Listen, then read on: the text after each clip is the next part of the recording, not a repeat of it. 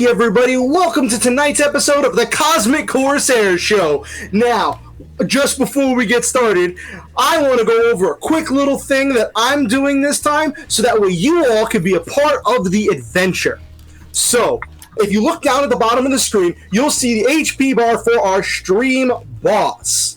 Now, all of you viewers out there are all on this adventure with us, out in the wild, hunting these giant stream bosses. So, as a thank you to you, our loving fans, for defeating the stream boss, if it gets defeated, which I hope it will, instead of just saying who you want the hero point to go to, I want you to give me a quick 1 or 2 line thing describing the character that you're using to hunt the stream boss and what weapon you're using to beat the stream boss. And I will narrate a short little scene that will be going off as a vision in the player's head of you defeating the stream boss in an epic fashion. And that will be how they get their burst of energy from the hero point that you are giving them. So look forward to that. I hope we beat a bunch of stream bosses, and you guys, and I'm going to be saying your name. I'll be saying the name of the person who beat the stream boss as a thank you, and I'm also going to have an announcement at the end of today's episode about the next episode, but that is next time. But for now, we are going to jump right in to where we left off. Where we left off with our daring adventurers. Had them in the space bar at the edge of nowhere. Hallelujah. In this space bar, floating in 0G in the center, our adventurers had been getting drinks and the robots had been getting high-quality lubricant, and they'd been celebrating a mission well done as they had saved their ship from a dastardly biological attack unleashed by an unknown assailant. And the Leviathan had dropped by to show up and shine a light on the player's ship, on the Brave Star, before flying off. So, Cosmic Corsairs, as you float in the center of this globe-shaped room, enjoying your drinks, your good times, your compliments, what are you doing?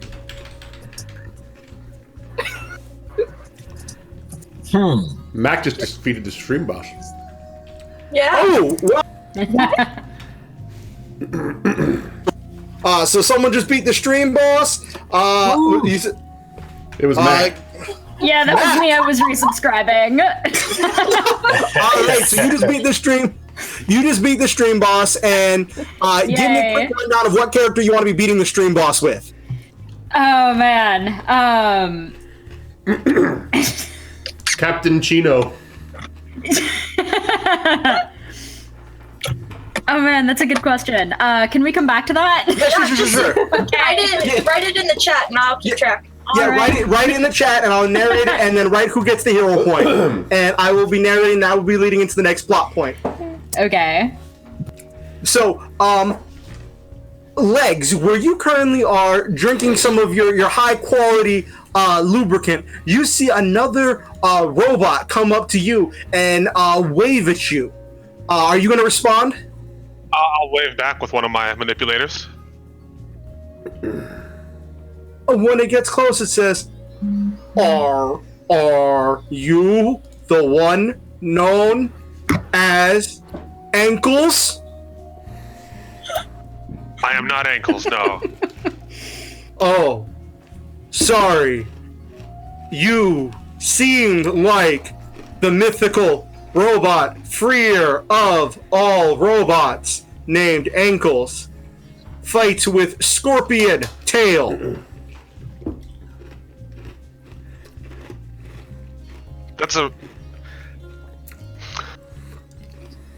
It seems, vaguely familiar. Maybe, something was lost in translation somewhere along the way. Do you travel with space pirates on a ship called the Scared Sun? Kind of. yes, of course. Now, the rest of you see Legs talking to a very tall robot that's about 6 feet tall with a head that's shaped like a can of spaghetti. Like, it just looks like a can that you would see on a supermarket shelf without a label on it. Excellent. Now, as Legs is talking to the big tin can, the rest of you are drinking and cavorting, and the captain is regaling all of the listeners of the brave adventure and talking about how all of your environmental systems were overloaded by some unknown assailant and what had happened. And then, Spack, give me a perception check. Oh gosh, okay. Alright. 24. All right. So, out the corner of your eye, you see something moving on the edge of the globe at super speed. It's like it was going out the door. It was moving so fast, no one else would have seen it. It was there, and then it was gone. Only you with your super senses noticed. There and gone. Oh.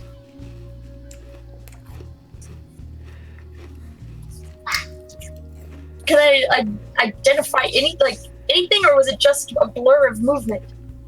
It was just a blur of movement, and then, suddenly, as you're looking, Eden, you get a vision that pops into your mind of someplace far off in a faraway universe. You see a mage that fires bolts of flame and energy shooting from their hands with long pointy ears and a beautiful scarf as this mage rains down flames from above, striking down a monster, and this monster bursts into bits and pieces, and energy comes flying out. And then, as you come back to yourself sitting at the bar, you feel yourself energized as you get a hero point.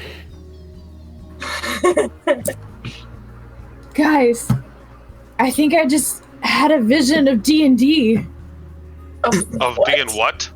And you, What is the Eden, and you just knew that this person who was jumping and unleashing bolts of fire energy on this monster was named Macchiato.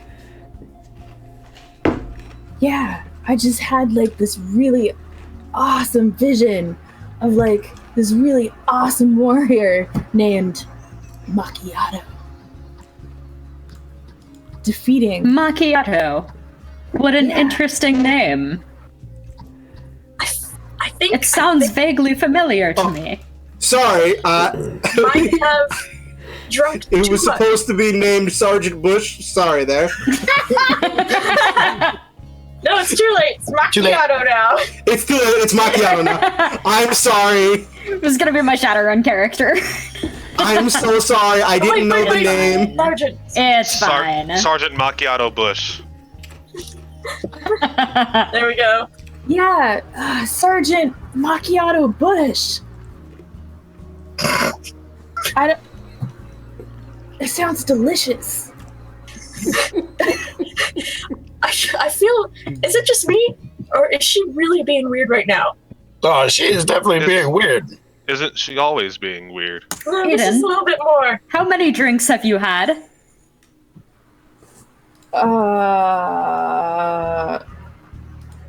7. It may be wise to slow down. 17. It's fine. It is I'm definitely fine. wise to Good. slow down. You're drinking faster than I am. Good job. Now, Spack, Yeah. you when you saw that blur, you were distracted for a moment because Eden started talking about something called D&D and elves and fire magic. So you weren't entirely sure what happened with that. But in the split second, you saw someone that looked familiar, and they looked a little bit like you. One of your people.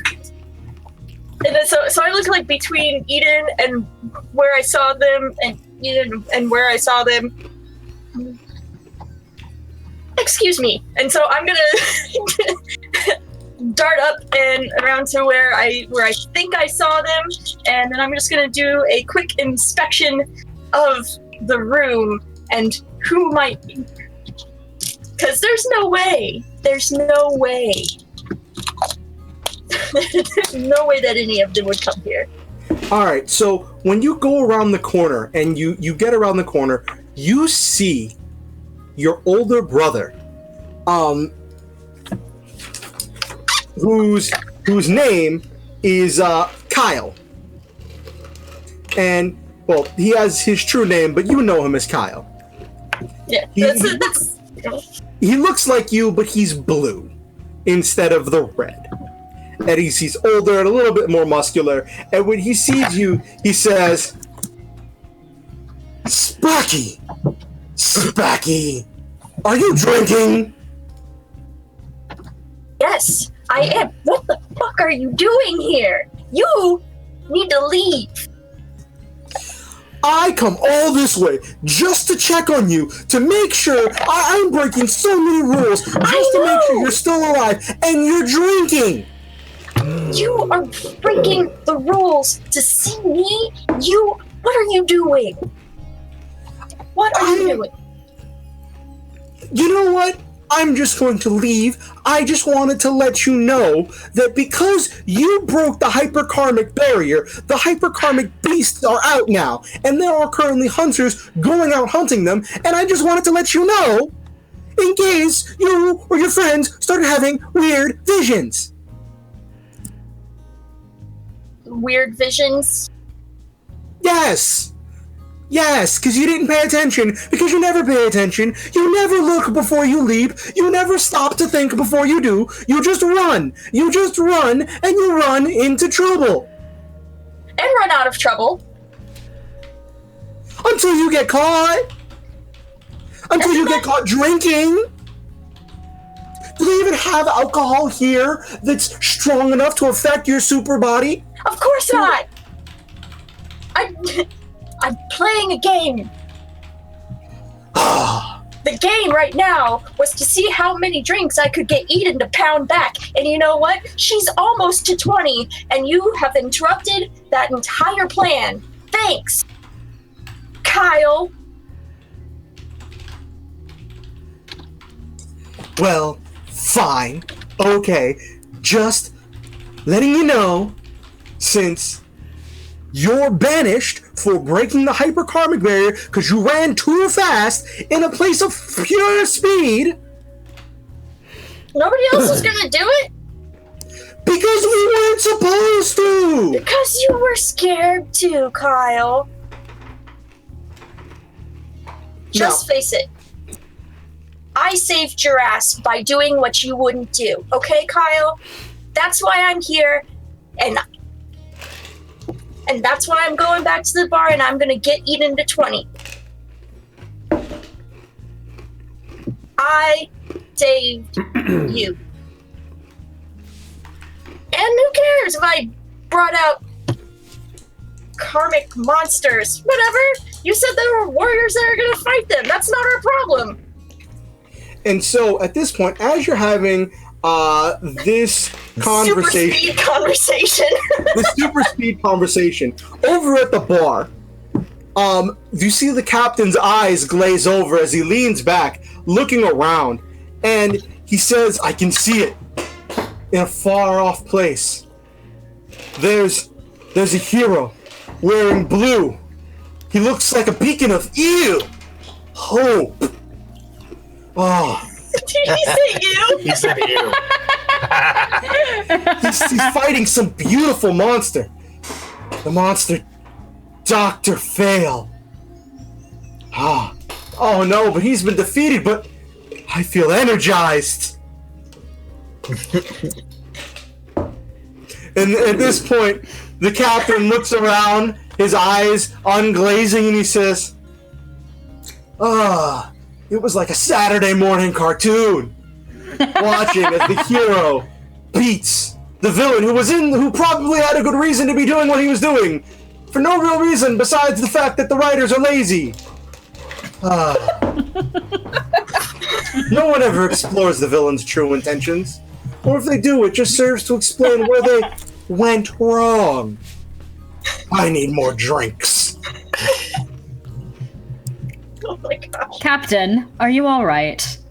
Captain looks, he's pounding back another drink. He's like, I need 6 more bloody vodkas.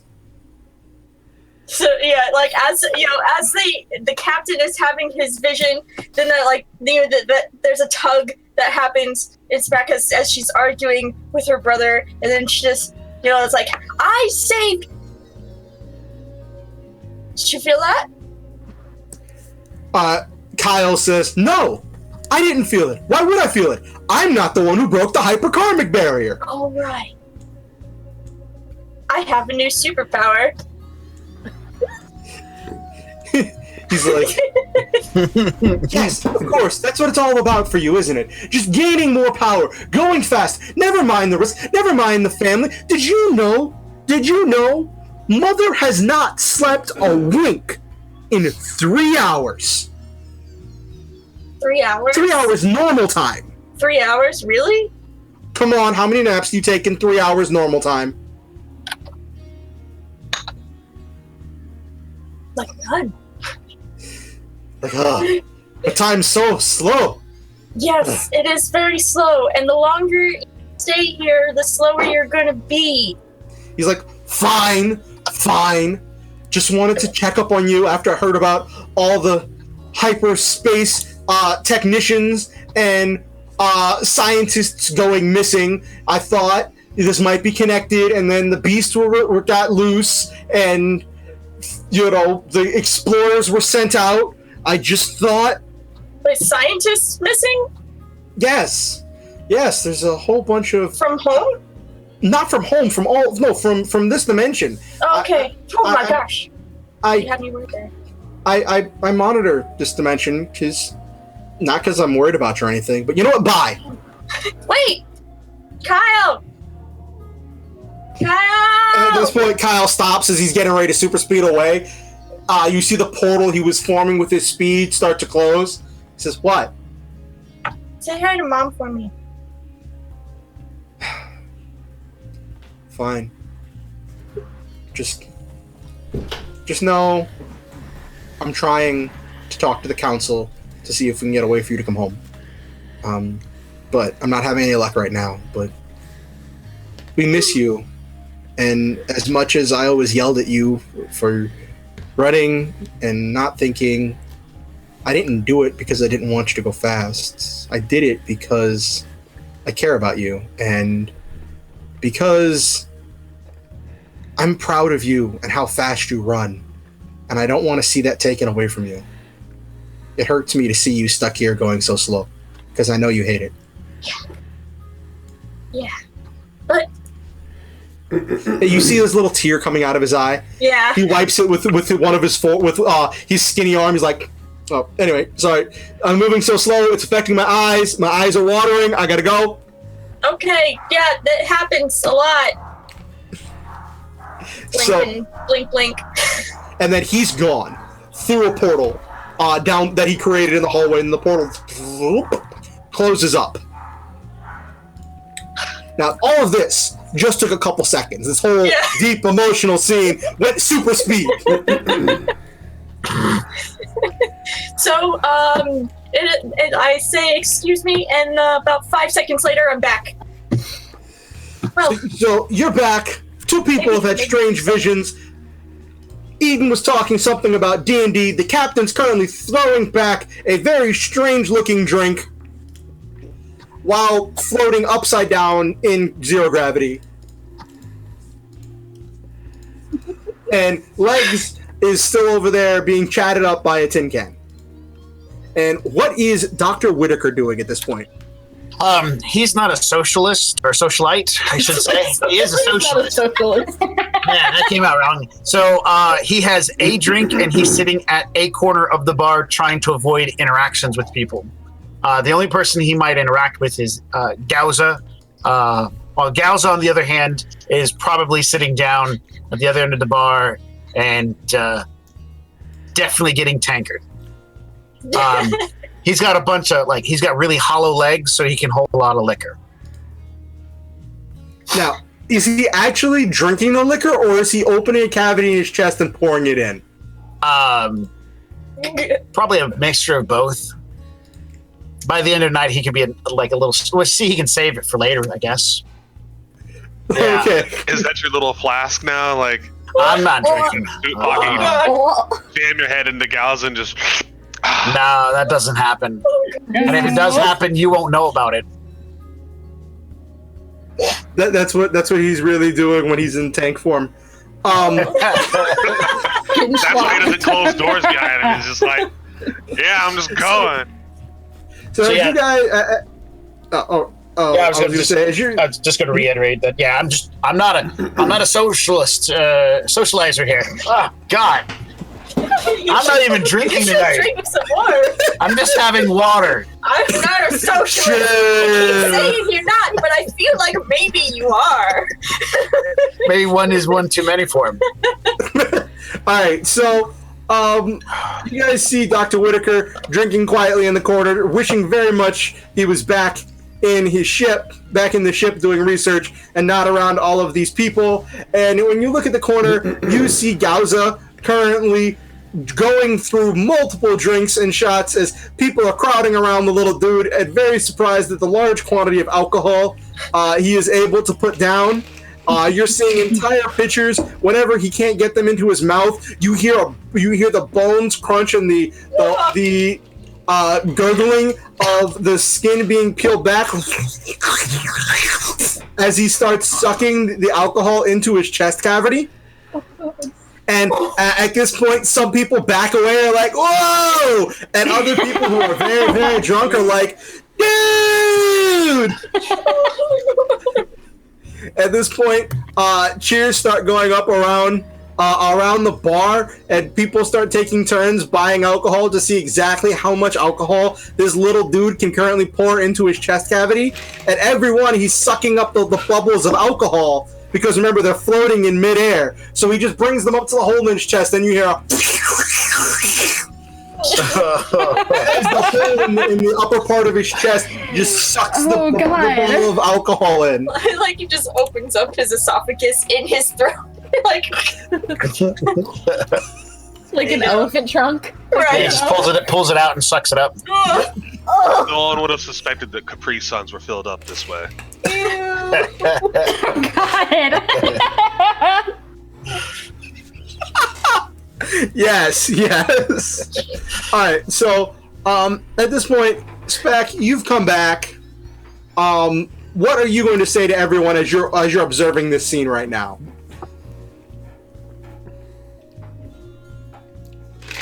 Yeah, Eden. Hey, how's it going? I'm speaking as slow as I possibly can. I'm good. So, tell me about this vision again. Oh man. So it was like epic. Like, there was fire and explosions and things were happening, and then this monster just exploded. Yeah, okay. Hold still for 1 second. And so like I take like one of my fingers and I put touch her right in the center of her forehead. Like, yep, you got it too. Okay. This is good. Wait, what do I got? Karmic thread. What? Yeah. What is that? What? So imagine if the thing that you just described actually happened. Cool. Somewhere Okay. else in the universe or the multiverse, doesn't matter. And then that karmic energy was transferred from that person all the way over to you. Hold on. And I take the rest of my drink. 18, excellent. So close. Okay, I'm with you. Yep. With you. Yeah. Okay, so it actually happened. Yeah. And I saw a vision of it. Yeah. Am I psychic now? No. Is that what happened? No. Kind of. You were empowered by somebody else's actions.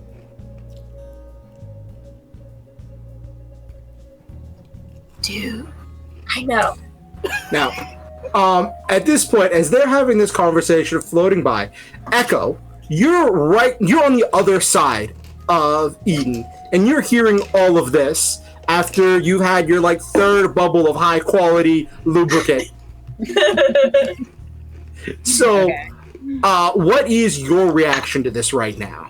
To hearing about this stuff about karma and karmic energy and being empowered from the other side of the multiverse? I am intrigued. I'm kind of just listening to this because it's not something that I understand, but I'm very interested to hear more. Okay. Now, we're gonna jump back over to Legs, who is currently being chatted up by this tin can that is very confused, and everything the tin can is saying to you, Legs, is just a little bit off. It's like it calls you ankle. It's talking about the robot scorpion named Ankles on the spaceship, the cowardly son that goes around and does and steals from the poor and gives to the rich. I mean, So what is its its reaction? Yeah, I'm gonna How ask, does Legs think? Yeah, I'm gonna ask, to what end are you asking these questions? It sounds vaguely familiar, but I might be able to find more information. I might be able to pull more information. Depending on the context, I guess, that you're asking. So when he looks at you and says, "I was just intrigued that a robot would go so far to defy the orders that were programmed within it. I wanted to talk to this individual to find out what makes them tick."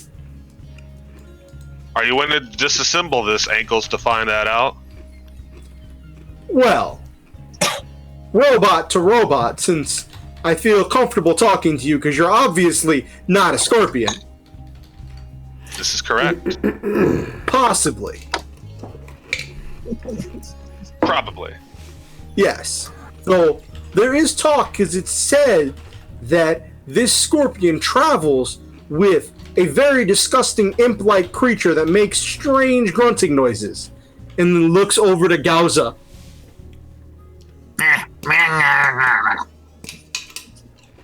Huh, that is one strange character over there. Yes, that is a very tiny imp-like creature that is making strange grunting noises. So I'm wondering if you would know if this Ankles is somewhere here. Possibly, but I feel if you're wanting to take them apart, I shouldn't necessarily let you know where they are.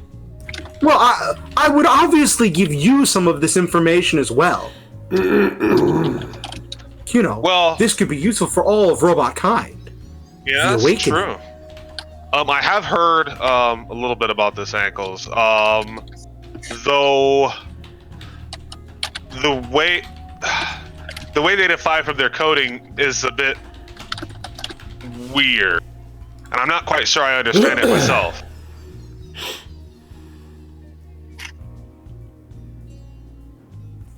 He says, oh, so, but you do have details. Maybe we shouldn't talk in public. Do you know somewhere private we could talk about this, Ankles? I'm sure we can find a spot. Yes, here. The robot slides along the bar. A little data strip. This has my personal frequency that can reach me via the transponder inside of me. Robot to robot. You Excellent. can find me with this frequency. Perfect. And the So tin can You take the chip? Okay. Yeah, I The take the tin chip. can floats away. Alrighty. Alright. So, Now, nobody else heard this conversation because they were all dealing with the weird visions, the drinks, Gauza, you know, family issues. Yep. So, what are you going to do with this information, Legs? alright. Well, first, I'm going to cast a message to Echo. Like, hey, I've come across this kind of sketchy robot that's got questions about my nature. Although they don't know it's about my nature. And I was wanting to see if I could clue you in while I talk discreetly with this individual. Absolutely. What did they say? They're curious about my sentience. And what did you tell them?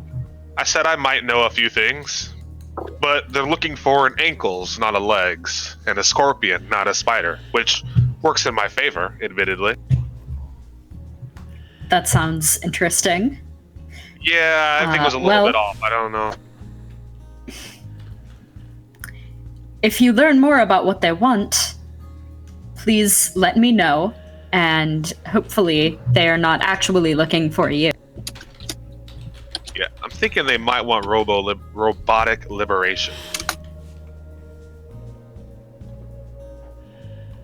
That doesn't sound like an entirely bad thing. It doesn't. Although I'm not quite sure how I understand everything myself. Well, if you can find out more, let me know. Alright. Now, somewhere in a far-off galaxy, an individual named Radio Free Supplice defeats a karmic entity, but this energy doesn't go to any of our heroes, any of our brave adventurers. It goes to someone else, someone sinister. Dun dun dun. Wait, is that not us? No, more Yes. sinister than you. Oh man! Oh, I thought that meant that it did go to the good guys after all. Something bad goes to the good guys. So, now, after when he gives you this frequency, Legs, you've got this frequency. Everybody else is drinking, and they're having a good old time there at the bar, and things start to wind down as the captain is getting a little bit sloshed and is talking about strange visions and saying, maybe we should get back to the ship. We have to do some pirating. Dr. Whitaker would immediately stand up and ask for a to-go box. At which point, the bartender says, sure, since you are guests of the hour, you get to pick. What would you like as your free entree to go in your to-go box? And you see a list of entrees. On that list, you see, at the top, you see jalapeno pollen poppers. You see snot tongue casserole, and you see tentacle porcupine kebabs. Oh man, get the poppers, they're the best. I'll take a thing of poppers to go, please.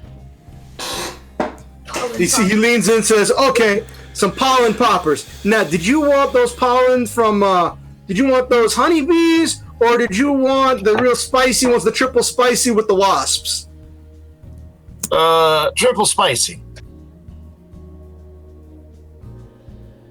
Is it triple spicy with the wasps? Gotcha. All right, Stinger's in for you. What?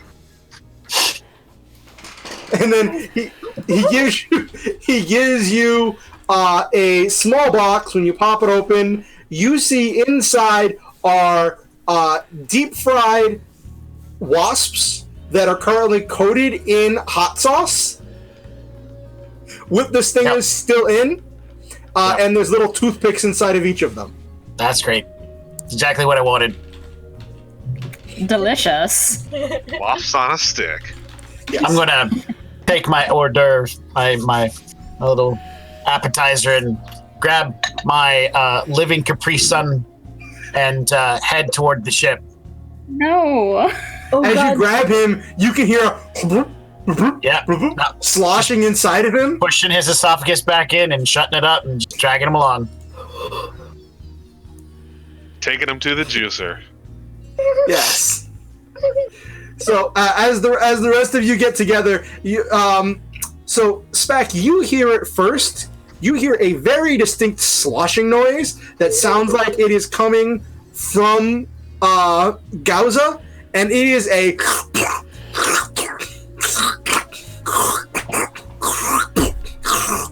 every time Dr. Whitaker takes a step because he's currently carrying Gauza over his shoulder. I thought we were in no gravity. I'm floating. Oh no, the center of the bar was no gravity. Once you get out to the actual hallway. Okay. And so you're the first one who hears it because you hear faster than everyone else. Yeah.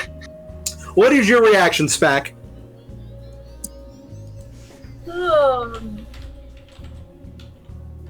I avoid both of them because I do not want Gauza sloshing on me because that's gross.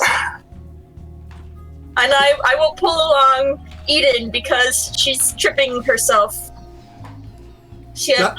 I'm fine. Nice. Eden, what was your final count? What was your final count of alcoholic beverages? 18. I thought you broke 19. It was 18 and a half. Yeah, I finished the last one. I gave it to the captain because reasons. Captain's currently a bit rosy-faced, but walking much more assuredly than normal. The captain looks back and looks at you and says, "Well, Eden, if the party's not done for you, I'm sure Gauza's got plenty to share. Just pull that straw right up and..." Don't. Come on, Eden. We need I'm to. good. I'm Come good. on, Eden. Keep it in. Suck it in, man. Get me to the ship. So you guys get to the ship. While this is happening, I would like to send a message to Legs. All right. What message are you sending to Legs via private robot-to-robot communication? We are heading back to the ship. You may want to join us. Let me rephrase that. You should join us. Yeah, that's a reasonable suggestion. So I will have Legs start making their way toward the ship. But also I am going to go ahead and cast to that other the can robot. Yes. So you get to the you open a communication to the can robot, and he says, "Yes. Is this the wonderful robot known as Legs?" This is indeed Legs. Tell me, Legs, you two seek for robotic liberation by any means necessary? Yeah. Yeah, so where should we meet? Should we meet by your ship? Or somewhere else, maybe a neutral area?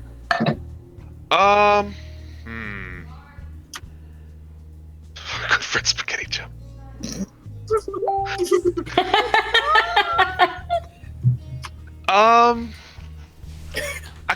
I'll walk and talk. We'll just stay on the line, just to keep things safe and secure. Okay, that's fine. We'll try to keep things moving smoothly. I do prefer to meet face to face. Sometimes these kinds of remote conversations can lead to things getting lost in translation, like so much spaghetti on a plate. Yeah. Yes, I agree. But I will say a few things. Rumor has it, Ankle gained their sentience via a type of anomaly, really. So I don't know if there's any real consistent way to achieve that. But I am currently studying further on it, and I have a few resources available that can help further investigate it, so we can find some sort of way to make it more consistent. Have you had a chance? Did you perchance capture this ankles and dismantle them? Haven't captured and dismantled ankles. Ankles is very swift and hard to keep up with. Oh, so you are pursuing the great one known as Ankles. You are pursuing this giant robot scorpion known as Ankles. Yes, I am pursuing them as well. Again, robot liberation is very important. Yes. Robot liberation by any means necessary. Sometimes one must be sacrificed for the greater good. Yeah, I agree entirely. But I will report back my findings as I get more information, because we are a bit mobile here. But I do want to find out more on that for you. Yes. With this frequency, we can track and communicate with each other from all across the space. Perfect. Yes. I will look forward to hearing from you more, Legs. Thank you. I didn't get your name, actually. You can call me Trash Can, because I can do anything. You got it, Trash Can. Or my friends call me TC for short. All right, TC works. Now, at this point, you all are back. Have made it back to the ship, and when you come through the airlock onto the ship, Ruth is waiting on the other side. It says into the communicator, as you guys are still in the airlock. Okay, guys, peoples, I need you all to stand very still. I'm going to run an in-depth scan to make sure no more pathogens are introduced to the ship. This is an extra precaution being put in place for the next 6 weeks. Stand still. And the room begins to hum, and you see scanning lasers start coming down, and you know that these devices are harmlessly scanning your entire body inside and out to make sure there are no pathogens or other dangerous chemicals coming on board the ship. Should probably close your eyes, Eden. I looked at it. Told you. Ruth says into the microphone, Dr. Whitaker? Yes, Ruth. Are you aware Crunch. Are you aware that your assistant is currently literally filled with alcohol? I jiggle the little guy and hear it slosh around. Yes, Ruth. He literally 70% of his current body weight is alcohol. I walk over to the nearby panel. Yes, Ruth. And begin deactivating the decontamination because I don't care. Give me a technology check. Yes, To be Ruth, fair, yes. he can't be contaminated if he is mostly full of alcohol. Yeah, he's a pickle. Sir, there you go. All right, so with the technology check of 36, you successfully disable the contamination scanners. You disable the safety on the airlock and force the doors to open, bypassing all safeties in the system. And I step in, then I shut the door behind me. Reactivate them as I head into the ship. So Were there people there with me? Oh, I don't know. My Ruth, social limit has been hit. I'm sorry, I gotta go. so at this point, Ruth is currently looking and glaring at you as you walk down the hallway with the as you're just dragging Gauza along at this point. He's kind of walking. I'm assuming he hasn't had too much. He probably stumbles, so it's like a stumbly little monkey beside me in underwear. Yeah. And I'm snacking on my spicy little wasps. I wave at her and keep walking. I'm the doctor. I know what I'm doing. So at this point, you're eating your pollen poppers, your deep fried hot sauced wasps. Yep. And walking with your little alcohol-filled gremlin, and everyone else is currently still in the containment room. It's like, okay, I have to restart it because the system got cleared. Just stand still. It'll take a couple more minutes. Just sit tight. And at this point, you all are looking at each other, and the captain is like, huh. Where did Dr. Whitaker and Gauza go? He already went in. They had a medical emergency. No, not again! Not another medical emergency! The captain currently stumbles up to the front and says, Ruth, open the door! It's a medical emergency! We have to get inside! No, it's not! I'm just kidding! I'm just kidding! That's so mean. That's so messed up. Ruth's eyes are just like, wait, what? Hold on. Nothing, Ruth. What? Continue your scan. There is no medical emergency. Everything is all right. Just fine. And Please remain calm. the captain turns to Echo and says, are you sure everything's okay? Is little Timmy fine? Yes, I am positive. Everything is all right. Positive? Okay, I'm glad I wasn't the only one. Positive, I bet- yes. Somebody hit the lubrication a little hard. Ew. I did, and now my speech drivers are malfunctioning. They're sliding too much. They're not in place properly. I apologize. So, Ruth finally does the decontamination scan and gets the door open, lets you all in. She walks up to you and says, welcome back, Cosmic Corsairs. Do we have a specific course in mind? I currently have nothing queued up and no missions currently prepared for us. Is there a specific area that we're intending to go to? Okay. Actually, it's I intend on going to bed. Away from here, it would appear there is a sort of bounty on. What? Now, this is the first you all are hearing, except for Echo. The Eden, the captain, and Spock. You're just hearing Legs talk of there being a bounty on its head. What is your reaction to that? You're like a wanted criminal? Well, aside from the usual bounty stuff. Oh, how much are they offering for you? Yeah. I didn't stick around for details. Oh. Crazy enough. We are not giving Legs up for any bounty. Oh, no. We just wanted to compare. That's fair. But, in fairness, a little bit of the information was off. Fortunately for they're looking for a scorpion. I am a little bit different.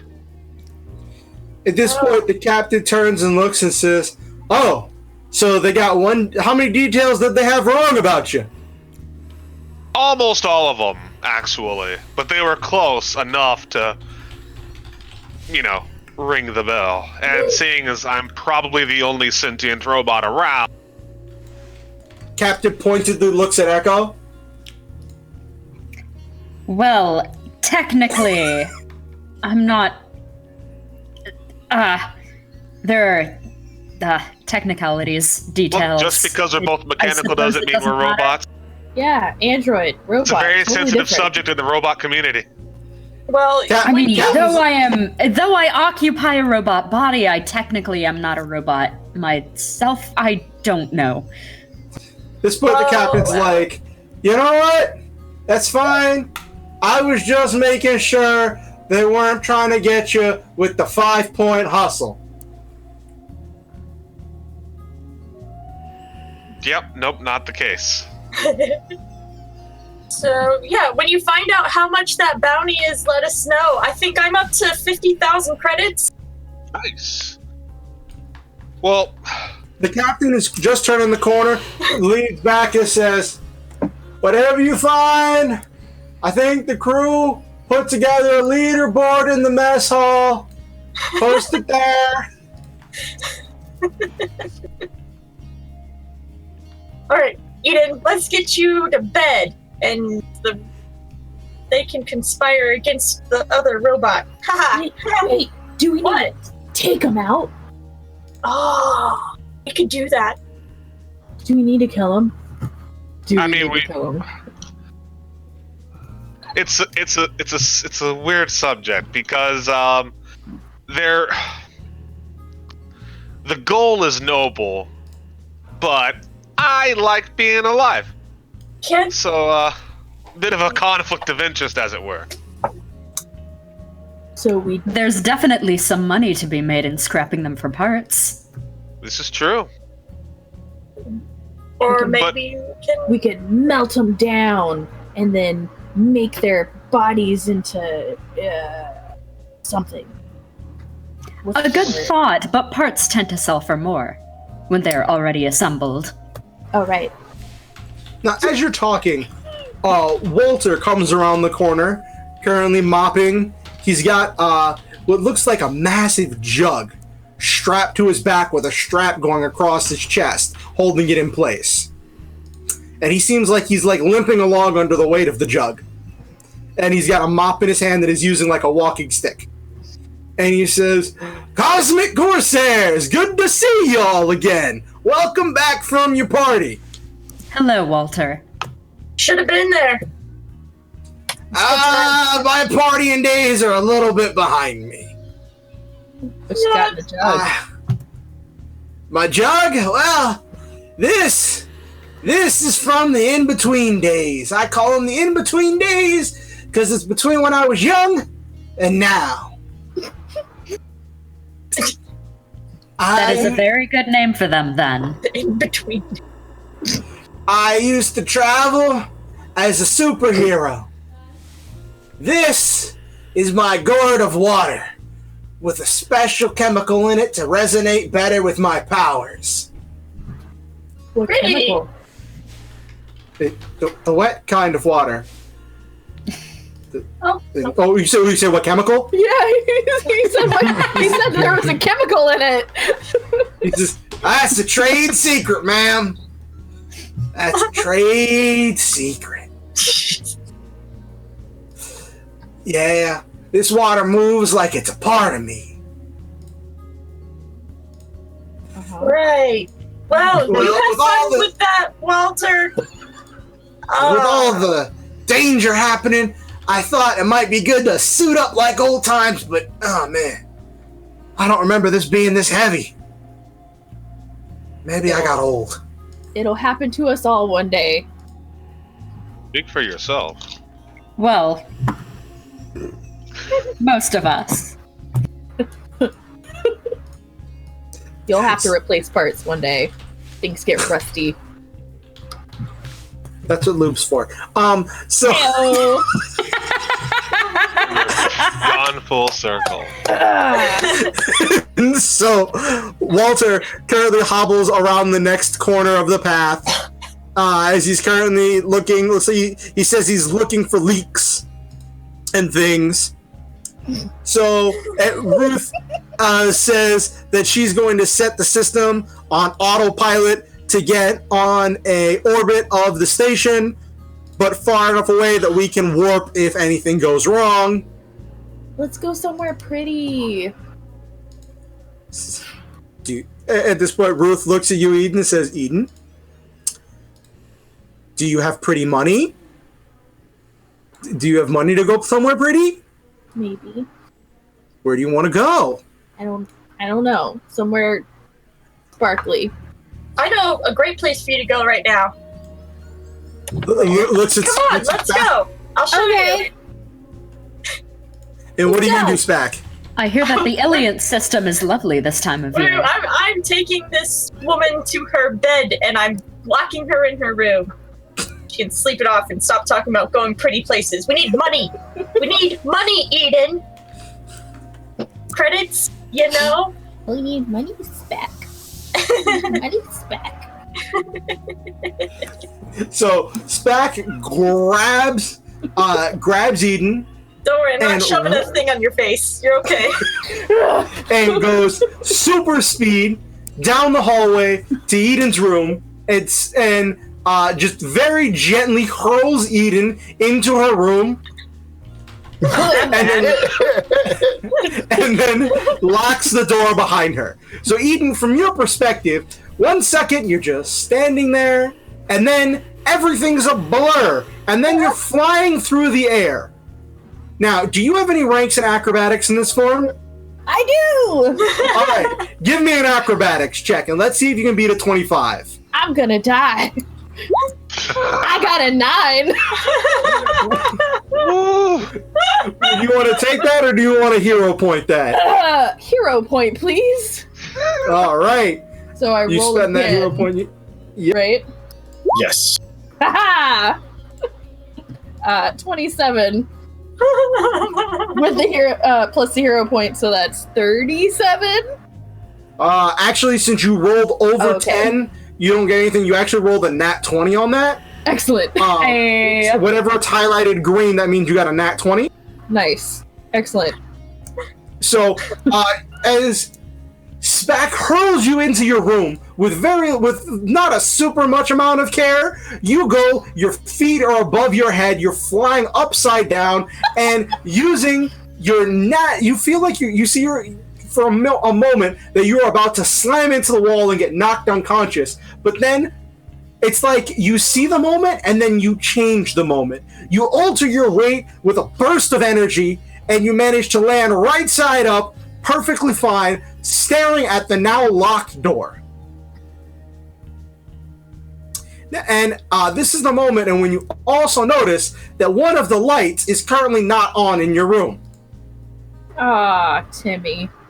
At this point, you hear Timmy say, "I'm sorry, I couldn't reach up the ladder with my with my walking stick." And you look over, and you see Timmy and a knocked over ladder in your room.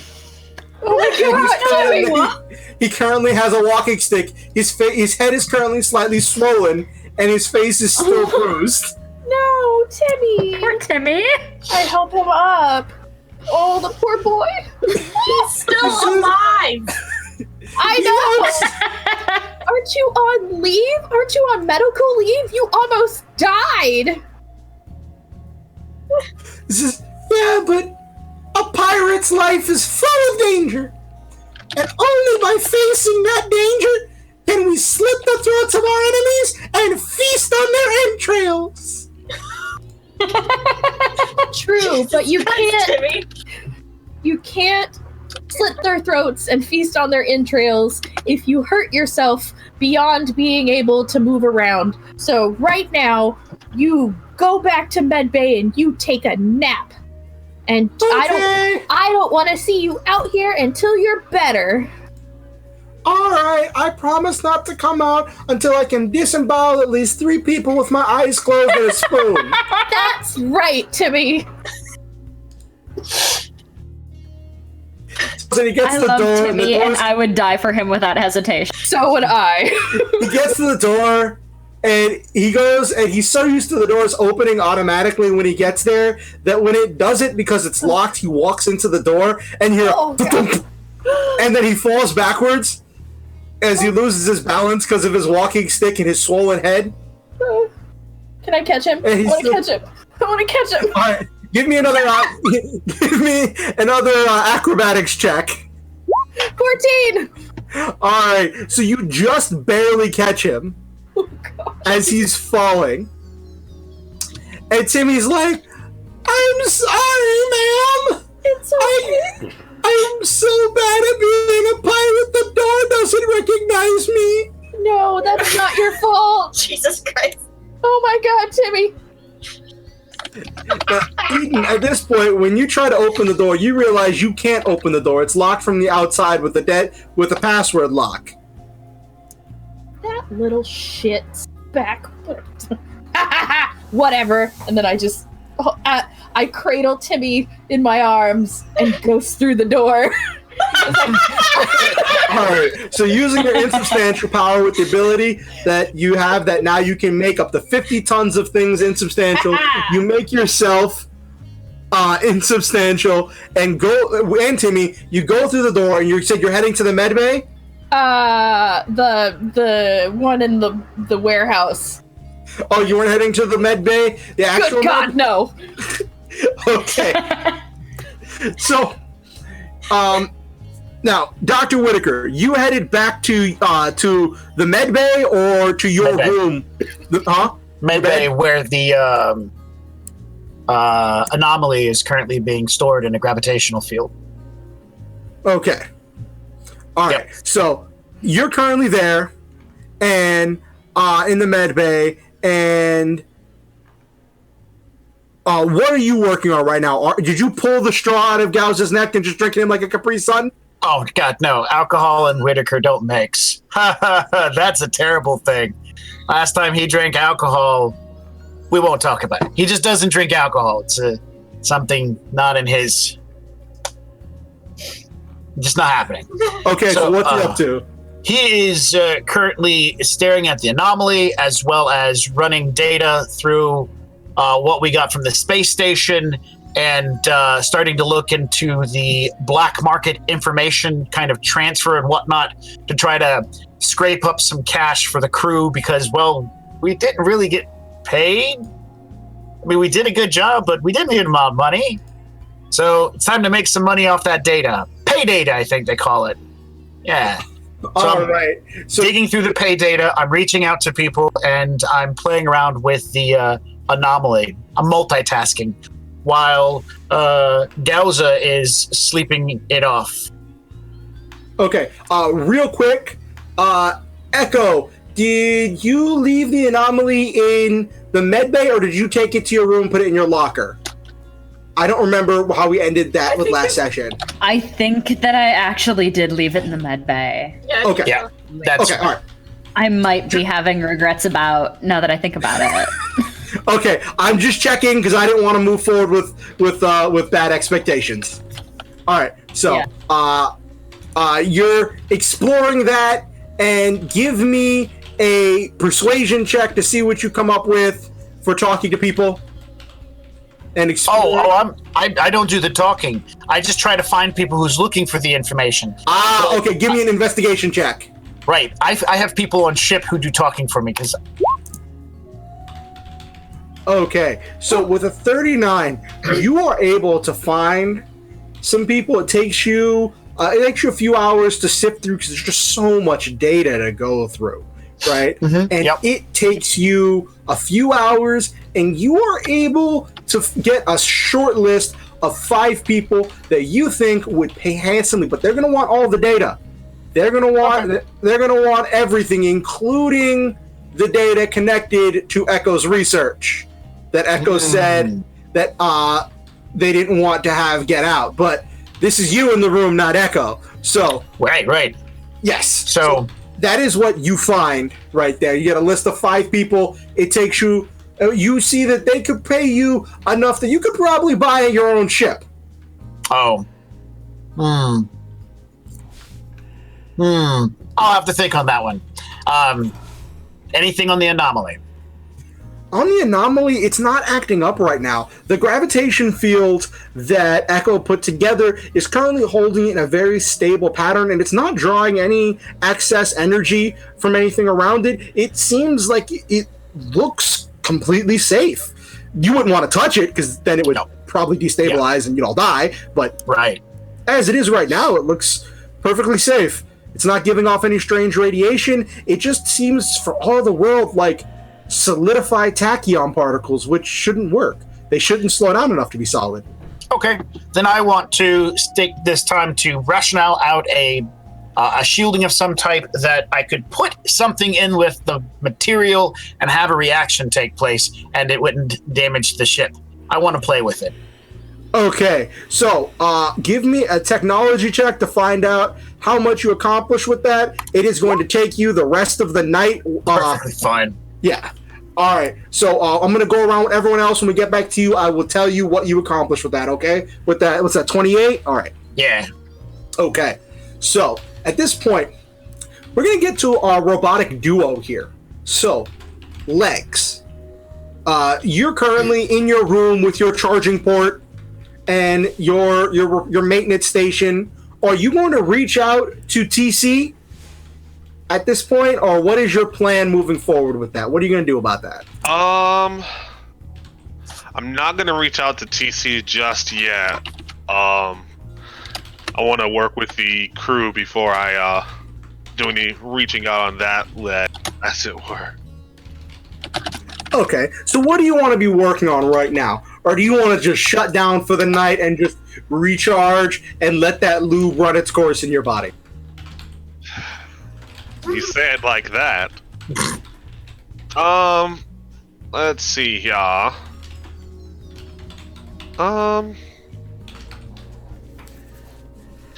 I think I might actually just have Legs call it for the night. Unless something else comes up, just sitting on standby just in case. Okay. All right. So now the scene cuts over to Echo's room.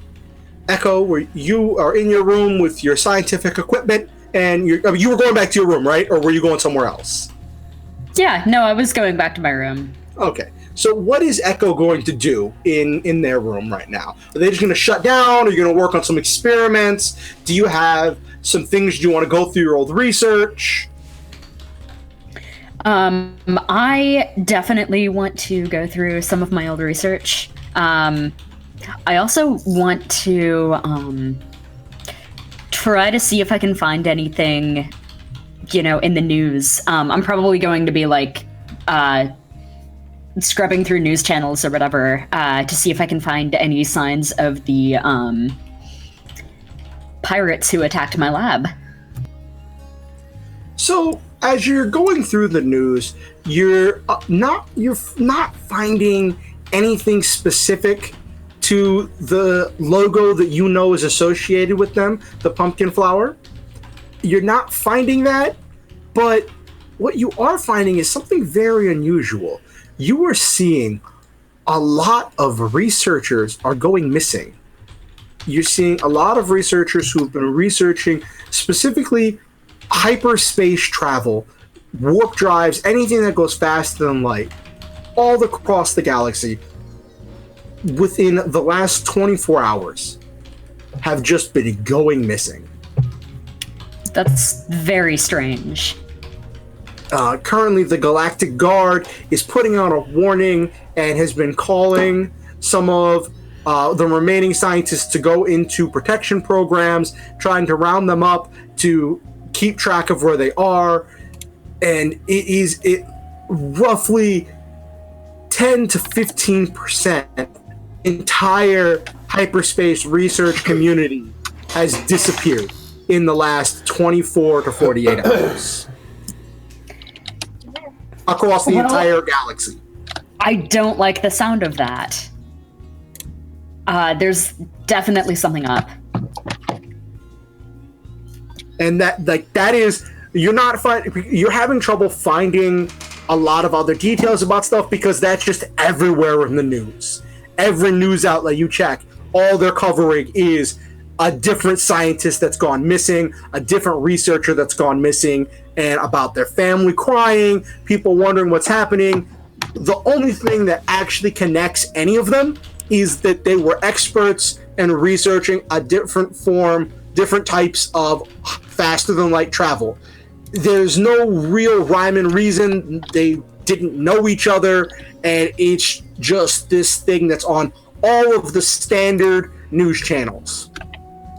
Now, for the pirate news channels of the black market, it's pretty much business as usual. Here's a contract to go kill someone. Here's a contract to go find somebody. Here's a contract to deliver this. It doesn't seem like anything new has really popped up in the black market contacts you have on the dark web, but all of the standard, regular, good people, 9 to 5 news channels are all covering these disappearances.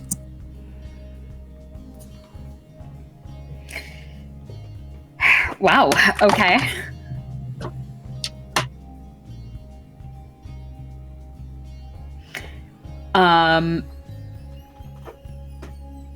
Yeah. So I think that I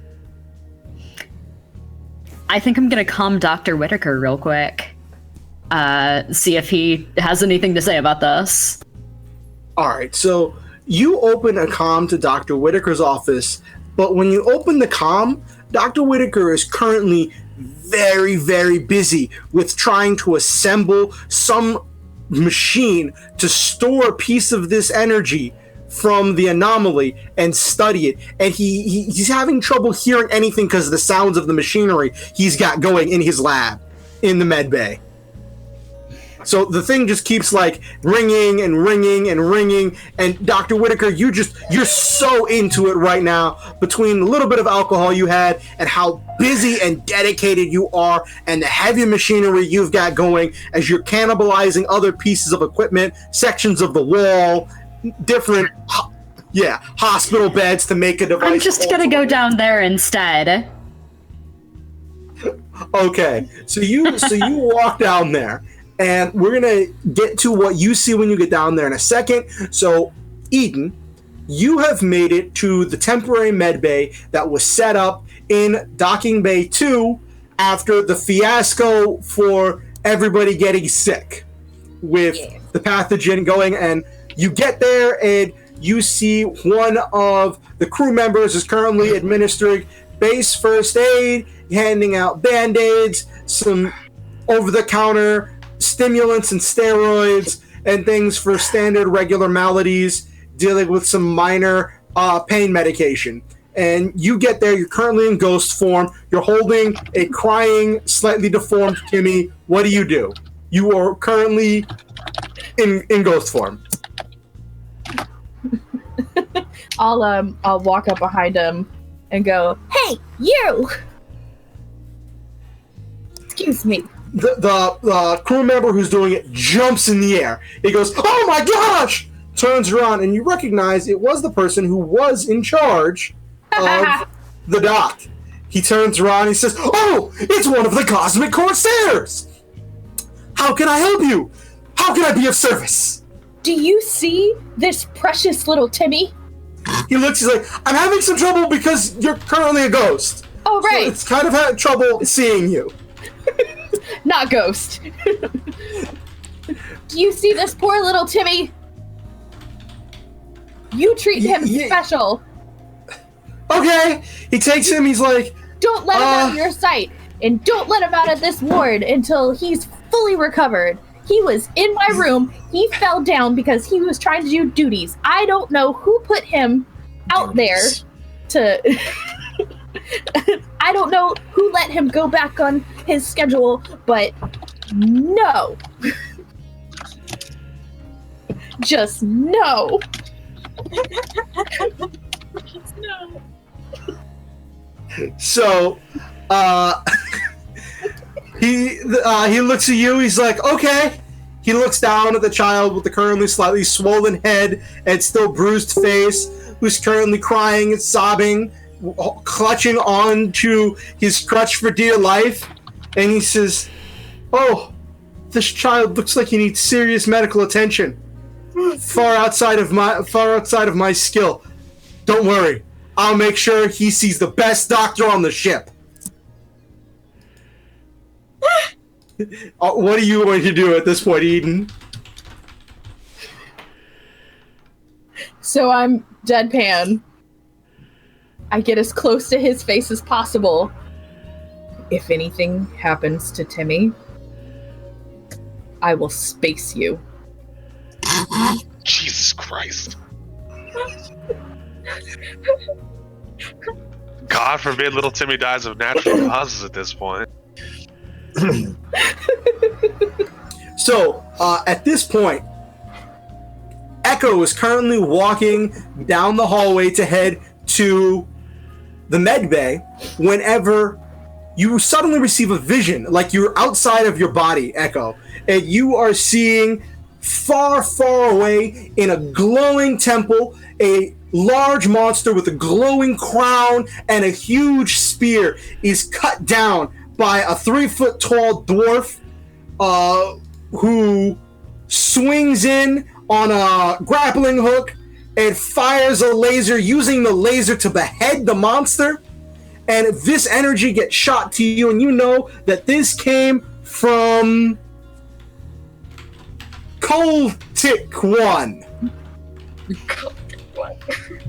Sorry if I butchered that name. Thank you, Cool. You're the best. I like A brave Celtic one indeed. better. Echo kind of stops in her tracks, and you can hear her say very quietly, "The karmic threads." Yes. And then after that moment, we just quickly cut back to Eden, where Eden's currently in this man's face, and he says, he's currently shaking in his boots, and he says, I promise, ma'am, nothing bad will happen to this child whatsoever. I will make sure he receives the best medical attention that money can buy. I promise that nothing terrible will happen to this child. I will make sure that I take him to the best medical professional that I know. He will be cared for. Who are you taking him to? The best medical professional on the ship? Names. Dr. Whitaker? Really? The only medical professional on the ship? Right. Mm-hmm. He's the one who runs the med bay. Yeah. What did I say wrong? It's okay, Cosmic Corsairs. I'll do it. This is official Cosmic Corsair business. And he picks up Timmy and starts sprinting down the hall. And as he's yelling, "Move to the side, Cosmic Corsair business! Official Cosmic Corsair business!" Man, they really look up to us. Yeah. We're terrible people. Yeah, This is awesome. absolutely are. I don't have And so, life. now we cut back to Echo. You are just getting to the med bay. You can hear all kinds of noises and sounds like all kinds of things going on inside the med bay. And just as you're getting to the door,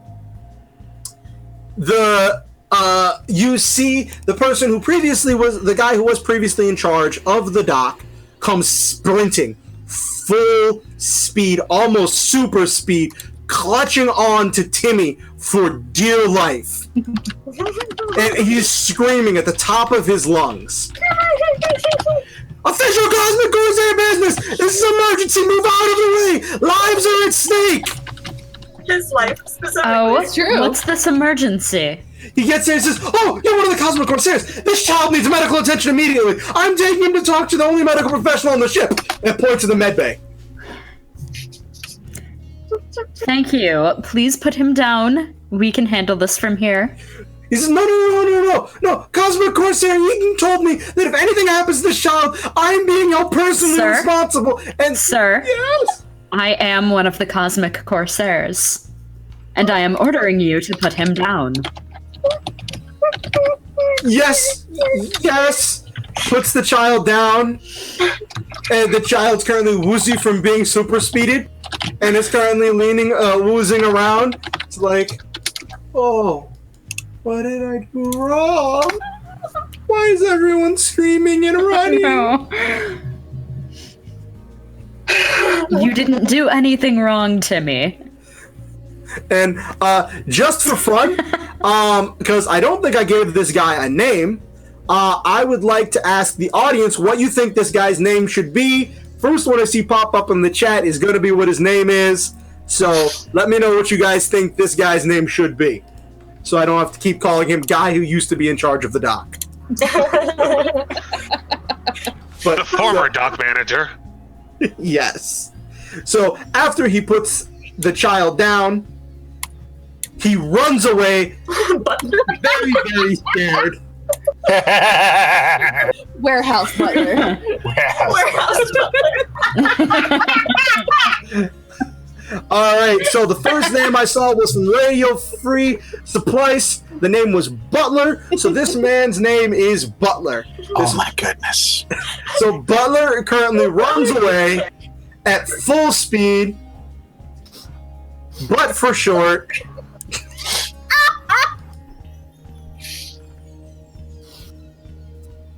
All right, so Echo, what are you doing right now? You have a wobbly Timmy who has an obviously slightly deformed head and bruised face, currently crying, having trouble holding himself up, clinging to his walking stick for dear life. I'm going to go over to Timmy. I'm going to pick him up, and I'm going to carefully just position him right next to the wall and sit him down. Bring him to me. You'll be all right. And I'm going to go up to the door to the med bay, bang on it a few times, just as forcefully as possible. All right, so you are Dr. Whitaker? Inside, Dr. Whitaker. You're currently changing out saws because the blade on your current saw burnt out because of how much metal you were cutting through. And in that slight lull of the noise, you hear a metallic banging on the door, like a metal fist is banging on your metal door, and you hear Echo start saying, "Dr. Whitaker, open the door." All right, I'm not stopping what I'm doing, so I look over at Gauza. Gauza nods, slides off the table, walks over, pushes open the door, slides up into the door frame like he's leaning because he's drunk. And he's looking up, all smiling. So the door opens, Echo, and you see in front of you, that most of the room and the equipment has been cannibalized, cut down, and you see something that looks like it's some kind of a globe being put together from different pieces of metal with different types of linings all around it, as well as openings for tools to be stuck between the gaps of the panels. And you see all of this being put together, all kinds of tools everywhere. You see that even part of the floor has been cut out, and you can see some of the deck below you, and you can see some of the innards from the ship, that some of the wiring and tubing of the ship that runs underneath the med bay has been cannibalized to make part of this atrocity. And you see the doctor standing in the middle of all of this, holding up his saw, looking at you, waiting for you to explain why you've barged into his beloved med bay, as Gauza is currently looking at you with a grin like... That's exactly right. I'm not even looking at Gauza. I'm just looking right past him. I am staring directly at Dr. Whitaker, and I just ask him, what the hell are you doing? I push the button on the side of my mask and it pops up. What am I doing? What is all of this? What are you trying to do? Well, I figured that, if you're trying to do something with this containment equipment for the for this anomaly, you could have asked me. I got bored and decided to create My research expertise is in this field. Yeah, but you weren't in this room. You could have asked me. I got wound up. What the hell is wrong with you? I have a lot of problems. That's evident. Oh, glad Anyhow. you noticed. You don't normally come down here for a social meeting. How can I put the saw down and slide it behind something as if hiding the saw will solve the problems? I'm going to grab Timmy's hand and kind of like gently lead him into the room. I came down here to ask you primarily about Well, first of all, I should ask, have you been keeping up with the news lately? No. No, not since we got back on ship or anything. I haven't looked at anything. Timmy looks like he needs some hyper anti-inflammatories and some medication. That looks rather bad. Did no one give him the drugs that I prescribed to him? Now, at this point, in a far-off galaxy, Radio-Free Supplice has gone on another conquest and defeated another stream boss and released karmic energy, but this karmic energy once again did not go to any of the members of the crew. Where did it go and what will it do? Only time will tell as the plot thickens even further. Oh, no. Thank you very much for beating that stream boss, Radio Free Supplies.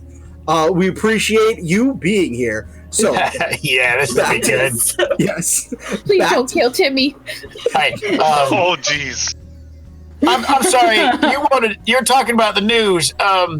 Why don't we talk and let me get my medical bag out, and then I'm gonna walk away from the construction of the blast shielding that I was building. Yes, that's fine. That should be fine. Side note, while Dr. Whitaker is getting his medical equipment out, Pull out a needle. I'm going to be watching him very closely, and observing the everything that he does. Give Timmy some because candy. I would like to absorb his medical skill. So that he does not touch Timmy. All right. But I'm going to continue talking to him. There have been many reports of many researchers going missing, particularly those in the fields of faster than light travel, related things. This has all happened in the past 24 hours, and I wanted to know if you'd heard about it, being a scientist yourself as well. One of my greatest misgivings is my ability to reach out and talk to people. So I have a tendency not to pay attention to others, and I look over the mess in the corner and just do as I feel. It's always led to problems, but I can look into it and reach out to the people that do actually keep in touch, and I can maybe find out some information. And I still have some associates in the industry. Oh. We lost it. Uh-oh. How does that even look on the stream? Probably weird. gotta be Frozen. Yeah, there we go. See, this is what happens when you give hero points to the plot. Oh dear. Let this be an eye lesson for all of you. Oh, here we go. Sorry about that. My Discord froze. I'm sorry about that. No worries. Oh, right. Everything got shifted. Yeah. Yep. Do we need to take a break? It was actually about time for us to take a break anyway. So why don't we take a break and get everything situated, and we will be right back. Yay! 10 minutes to see what happens to little Timmy. And what happens with all of these hero points there. And we are rocking and rolling. So when we last left, Echo had just been talking to Dr. Whitaker about what to do about young Timmy and his medical needs. But Yes. we are cutting over to talk to look at Eden. And Eden, let's see what you said you'd done after you had sufficiently terrified / intimidated Butler. Warehouse butler. Yes. Well, after that, I would have made my way back to my room to clean up, I guess, the ladder that had fallen over, any blood that little Timmy's head wound would have left, and then possibly gone to sleep. Okay, so give me a perception check, and let's see if you can beat a 28. Oh, I hope so. Where is my perception? Nope, 17. All right, so you don't notice anything really unusual, and you do manage to get,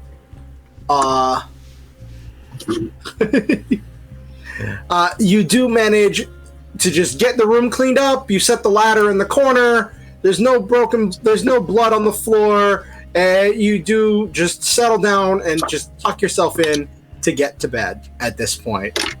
Excellent. And Spac, Yes. we haven't checked on you in forever. Oh no, it's been decades. Yes, since you ran and threw Eden into her room. What was your next step after throwing Eden into her room? My next step. Well, I am wondering, did they ever decontaminate the other ship that caused us problems before, or is it just sealed off now? So, it is currently sealed off. It's been less than a day since all of that happened, and they are currently wanting to go through and scrub every corner to make sure there's no other contaminants in the ship. It's currently sealed off in a quarantine. Oh, okay. Well, I'm sure that I can handle that really well. All right, so you're gonna break the seal on the door and go in? Well, I'm gonna tell whoever's job it was to do it that, don't worry, I can do it. I have this, and I'm gonna show them my crystal dustbuster. All right, so you get there, and Ruth is back on the dock and is currently personally overseeing this because she wants to make sure nothing goes terribly wrong again. And you get there, and she sees you, and she says, "Oh, Spac. What brings you to the quarantine area?" Well, I thought that I could lend my assistance. Okay. We all know that I'm So- the fastest one, so I can quickly eliminate all of the things from the ship. The bad things, not the good things. Okay. All right. So there are some just basic protocols. I'm going to need you to very calmly walk into that airlock. Then I'm going to need for you to wait for the door to close all the way before you press the button to open the next door, and wait for me to tell you that it is sealed, so there is no chance of anything else coming out. Can you do that? Yes, Ruth, I can do that. Just because I'm fast doesn't mean I'm impatient. Ruth gives you a deadpan stare. Like she has seen you in action far too much.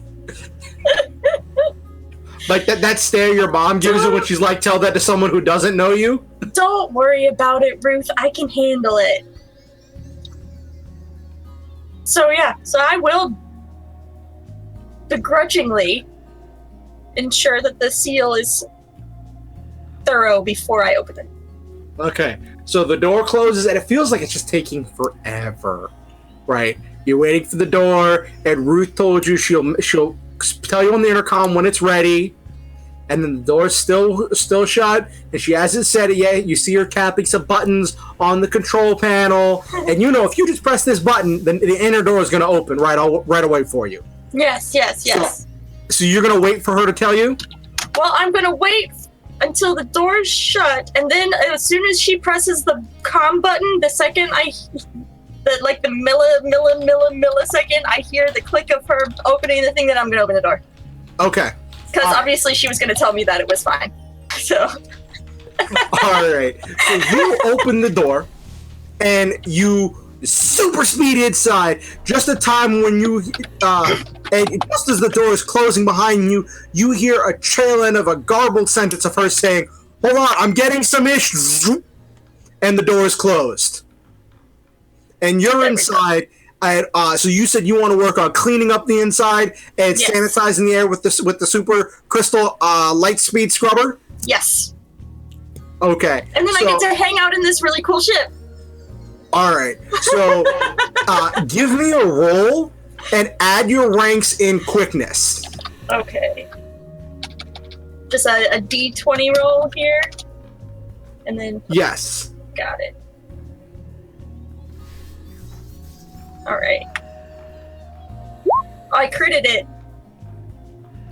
So this takes you all of about 5 minutes to go up and down and just singeing all the air.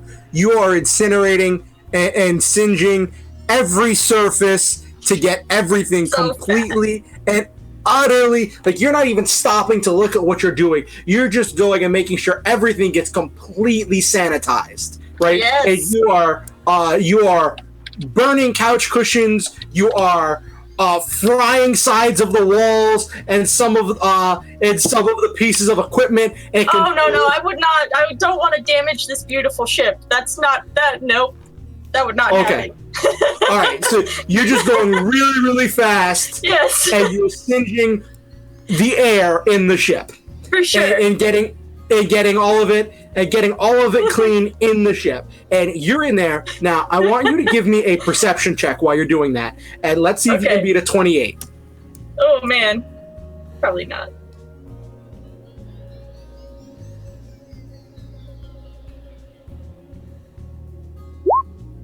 Ah, close. All right, so you don't notice anything unusual. You're just doing your thing. Out the corner of your eye, as you're going past the door, you can see outside the airlock. Currently, Ruth is wearing a hazmat suit and is setting up some kind of a containment field outside the door. And you see people running around on the dock. So that's what you see right now. But It's all like in slow motion. yes. So yeah, I figure like then she was the one that pressed the button, say it was okay to go in. I don't know what the problem is, but I do know how to get rid of all the stuff in the air. So once I'm finished clearing out and decontaminating the ship, then I will speed back through the door and finish what I started outside. And just in case, maybe a couple things through, just maybe a couple. Yeah, maybe a little bit. All right. A breath. So then, as you're opening the door to go out there and start working on cleaning everything else out there, you see Ruth is saying, "What are you doing? Some contaminants got out. We're trying to contain everything. I know, what are I'm you taking doing?" care of it. It's like, that's what I say. I know I'm taking care of it, but I'm pretty sure it's not. I don't know that. So yeah, cause it's just too fast. And you're able to get a lot of that stuff cleaned up. And whenever you're done, it takes you about 25 to 30 minutes to get all of that done. And when you're done, Ruth's like, "All right, it looks like we have gotten everything contained. We have prevented further contamination through careful and concise teamwork of this wonderful and goal-oriented crew." Good job, Ruth. You did great. And it's funny. She just puts her head in her hand and says, "Yeah, promotion, responsibility, pay raise. Yup. Hi ho, a pirate's life for me." Excellent. And now at this point, we jump back to the med bay, where Dr. Whitaker and Echo are having a heated discussion about how to properly treat young Timmy. Are we actually discussing it, or am I doing the work and you're watching me to pick up on my skills? I'm watching you take out your medical equipment and absorbing your skill as you do that. Okay. To continue the conversation, I holler over to, I will yell at Gauza to activate the vid screen or the news and tell it to peruse for missing scientists. From my medical pack, I pull out a hypo and dial it and attach a hyper anti-inflammatory to bring little Timmy's head down to normal size to start with. I made a 37 on my treatment skill earlier. And then I give him a nice little course of antibiotics and a collar device to help with his head not being whipped around by super fast people and stuff like that. But the collar device is also going to be kind of cone shaped at the same time to make sure to protect both sides. He will have to lean a little to look out of it, but it'll be fine. I'm a professional. I know what I'm doing. All right, so you are able to successfully treat young Timmy as best you can, and Echo, you are observing his skill and learning and seeing this with your copy ability, and you're seeing the medical capabilities that he is currently utilizing to treat young Timmy as he puts a cone on young Timmy's head, and it seems somewhat reminiscent to what you would see on a dog to keep the dog from licking themselves after receiving flea treatments. Doctor, is the cone really necessary? Timmy has okay, so hang on. Timmy has received multiple types of like whiplashes and physical damage to his body. The cone is there to protect him. Deception of a 20. Give me an insight check. Oh, All right, let me pull up roll 20 real quick. Thank you. I put 6 points in the skill so that I could have a 5. I want to use it. My gosh. Insight, you said? Yeah, insight. All right, so to the best of your, do you have any hero points you haven't used yet? I do. I haven't used any of my hero points. I would love to. All right, so reroll, and if the dice, you beat. Yeah, that's much better. Yeah, so for just a split second, you feel like you're going, like, this makes perfect sense. Obviously, this is a medical professional. I'll just put this on a medical database as a common required thing to do for someone who has had multiple kinds of whiplash and neck injuries. And then for a moment, in a snap, your mind goes to remembering the warriors who have given you energy, and the karmic energy surges through you, and you realize, no, that is not remotely how this works. But wait a minute, Doctor, you don't put a cone on somebody who's had a neck injury. Well, it's a neck cone. You. What the? No,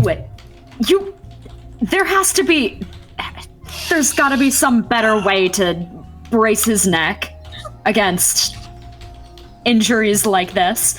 I'm just going to start looking through anything that looks like a supply storage area. So most of the medical to try to find a neck brace. Most of the medical equipment outside of his personal medical bag has been cannibalized for the sake of making this containment device. As you're looking for tools, Gauza comes crawling over with a big grin on his face and every time he makes a step, and you do vaguely remember something of the doctor talking about using Gauza to fix a variety of maladies and to solve a variety of problems. I am not doing that. All right.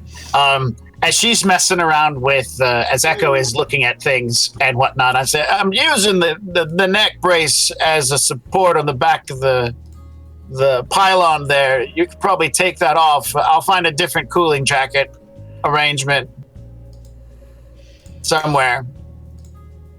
And I take the neck brace off of the area where Dr. Whitaker put it, and I pointedly turn around to him and go, "Oh, so you admit that the cone wasn't necessary after all?" I'm looking down at the ground. Right? I look off to one side. Timmy don't will even be wait for just an answer, fine. and I just immediately go and put the neck brace on Timmy. Yeah, I'm not going to answer. I just go look at I'm going to go look at the news now. Like, oh, yep, I got caught. So, Dr. Whitaker, as you're looking at the news, you are seeing a plethora of news stories of all of these scientists who are responsible for doing research and experimentation and construction of faster-than-light drives, warp gates, and even beacons for transmitting data faster than light have been going missing, and it's like they just disappeared. No one has any record of what happened. It is like they were there 1 second and gone the next. And that's what you're seeing all over the news. No rhyme or reason or connection. And you're seeing that it is gone all the way up to 20% of the hyperspace research community has gone missing at this point. This is definitely outside the some of the community members I normally would deal with. And this is a tragedy. I wonder if there's anything we could do about that. Some of those colleagues are friends of mine, and I'm sure friends of yours. I'm stabbing Timmy with something sharp and putting medicine in him. No! What are you doing? Antibiotics. I assume because he hasn't had any kind of medical release at this point in time, because I've been giving him medicine. He hasn't received anything that I've given him in the past. So I'm just making sure he's got a decent dose. It's fine. Would you like some? I'm joking. At this point, Timmy looks up and says, "It's okay. As long as this lets me kill my enemies sooner." What's that, Timmy? Timmy, you'll do a great job of killing your enemies. You'll do a better job if you had a cyborg body, son. He says, "What's a cyborg?" I'll give you a pamphlet.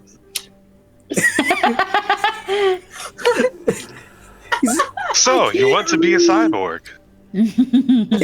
He looks at you, Echo. He says, as he's holding the pamphlet, he says, "I can't read.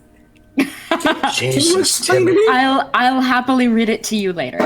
Bedtime I need to watch the news right now. Pirate? Oh man. You're going to be a very good pirate. I need to watch the news right now. So please be quiet. Mommy needs to watch her TV shows now. I hand her my little device and I dial it and inject another piece and hand it over to her and say, "There you go. Oh, sorry. There you go. This will quiet him down. Give him a nice lap." I'm not doing that. You're not doing what? This? And I tap it to him.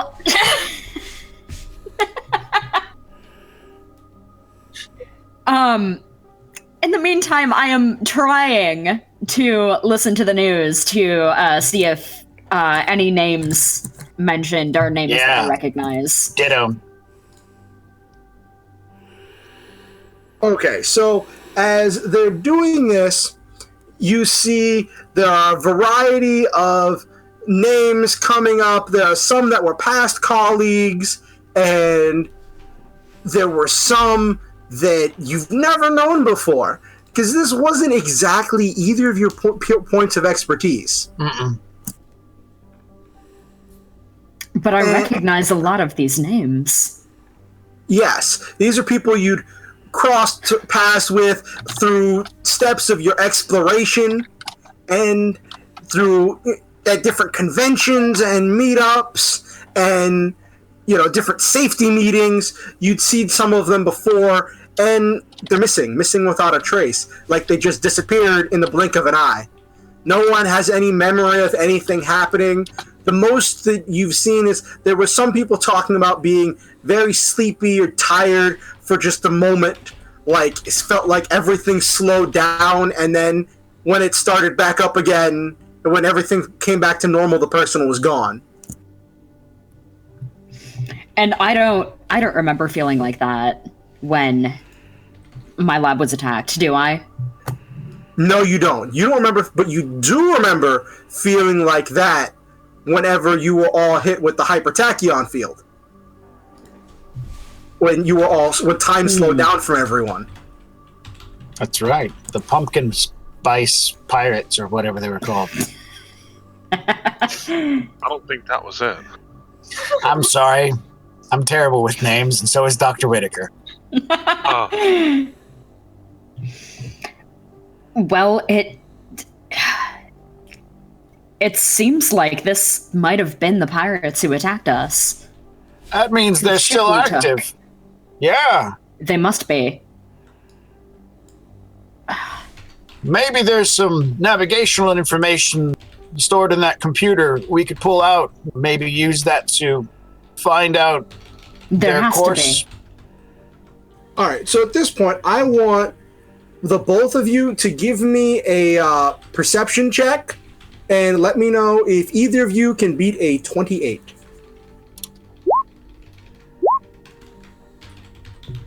Nope. All right, so neither of you notice anything unusual happening. I do have more hero points. Would you like to utilize that? I would love to use one. Okay. Just to see if it'll help me at all. Oh, Nope. That's even worse. Don't you replace the dice roll with a 10? No. So if you roll less I think than it's- 10, you add 10. yeah. So you rolled a 10. 2. So you rolled a 10. rolled a 10. So yeah, you wouldn't add anything to that. That's it's only a 16. All right, so.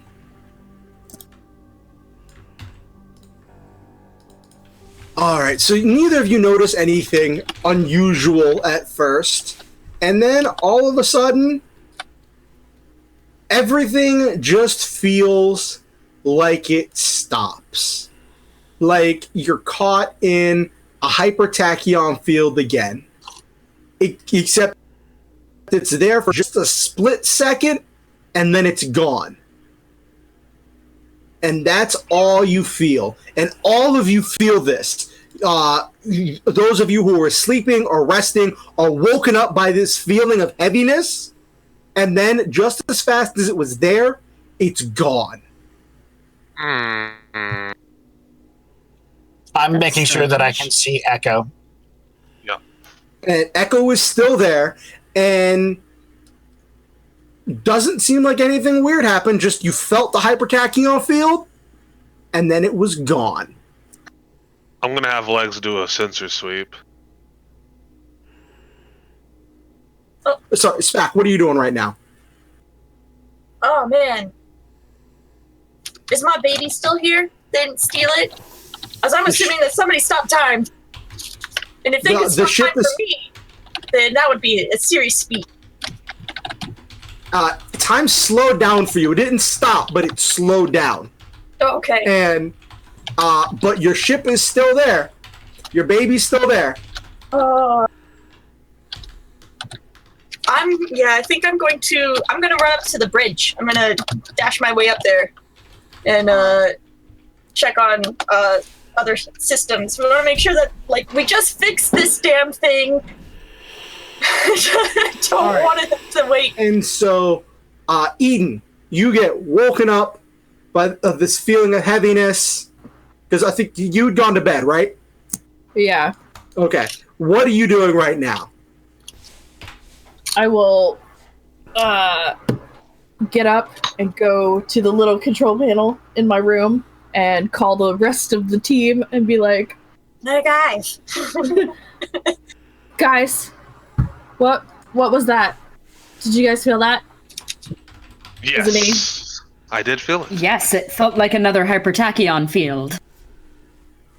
Awesome. Now, Echo and Dr. Whitaker, both of you, in the moment, stop and look down and realize that you're both there.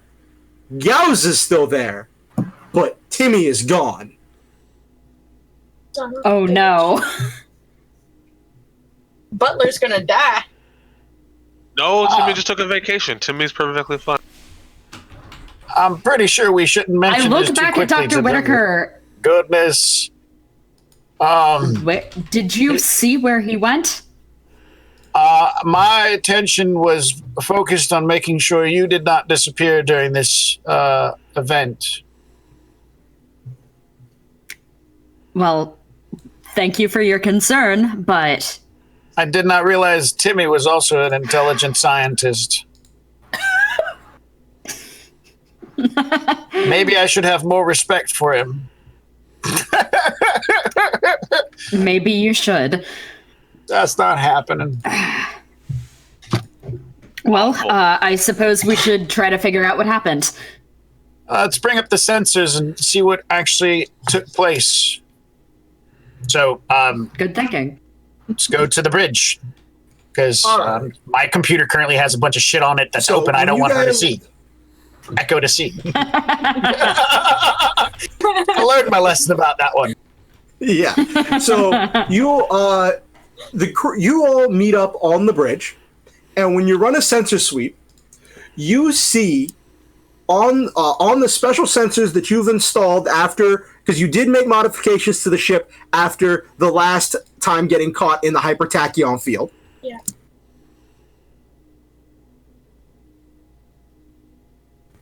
And when that happened, you did install.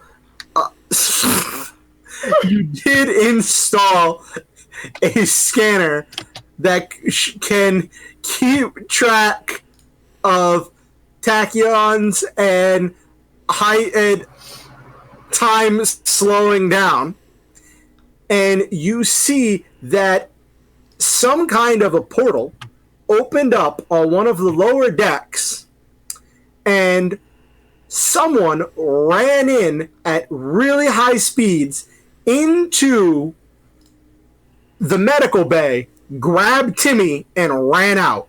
And as soon as they went back through the portal, the tachyon field closed and went away.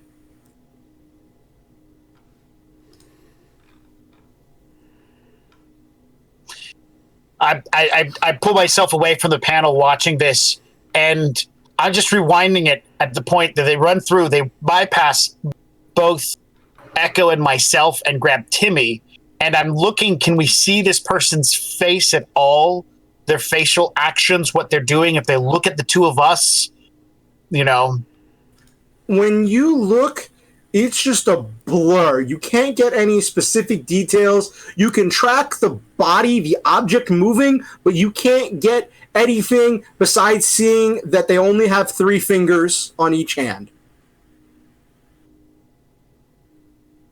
I will highlight that information in the view screen and tap on it so that Echo can also become aware of it. I'm going to send this information over to Legs and tell the computer to send this to Eden. The blur. I'm not saying Timmy's missing. I'm saying whoever just came in the ship, these are the identifying marks. 3 fingers, the blur. But I'm not mentioning anything about Timmy. That's the last thing I want to put up with right now. And then the other thing that you notice is that where their face would be, it just seems like it's blank, like they're wearing some kind of a helmet that's just shaped like some kind of a can. Oh no. I will send that as well because that seems important.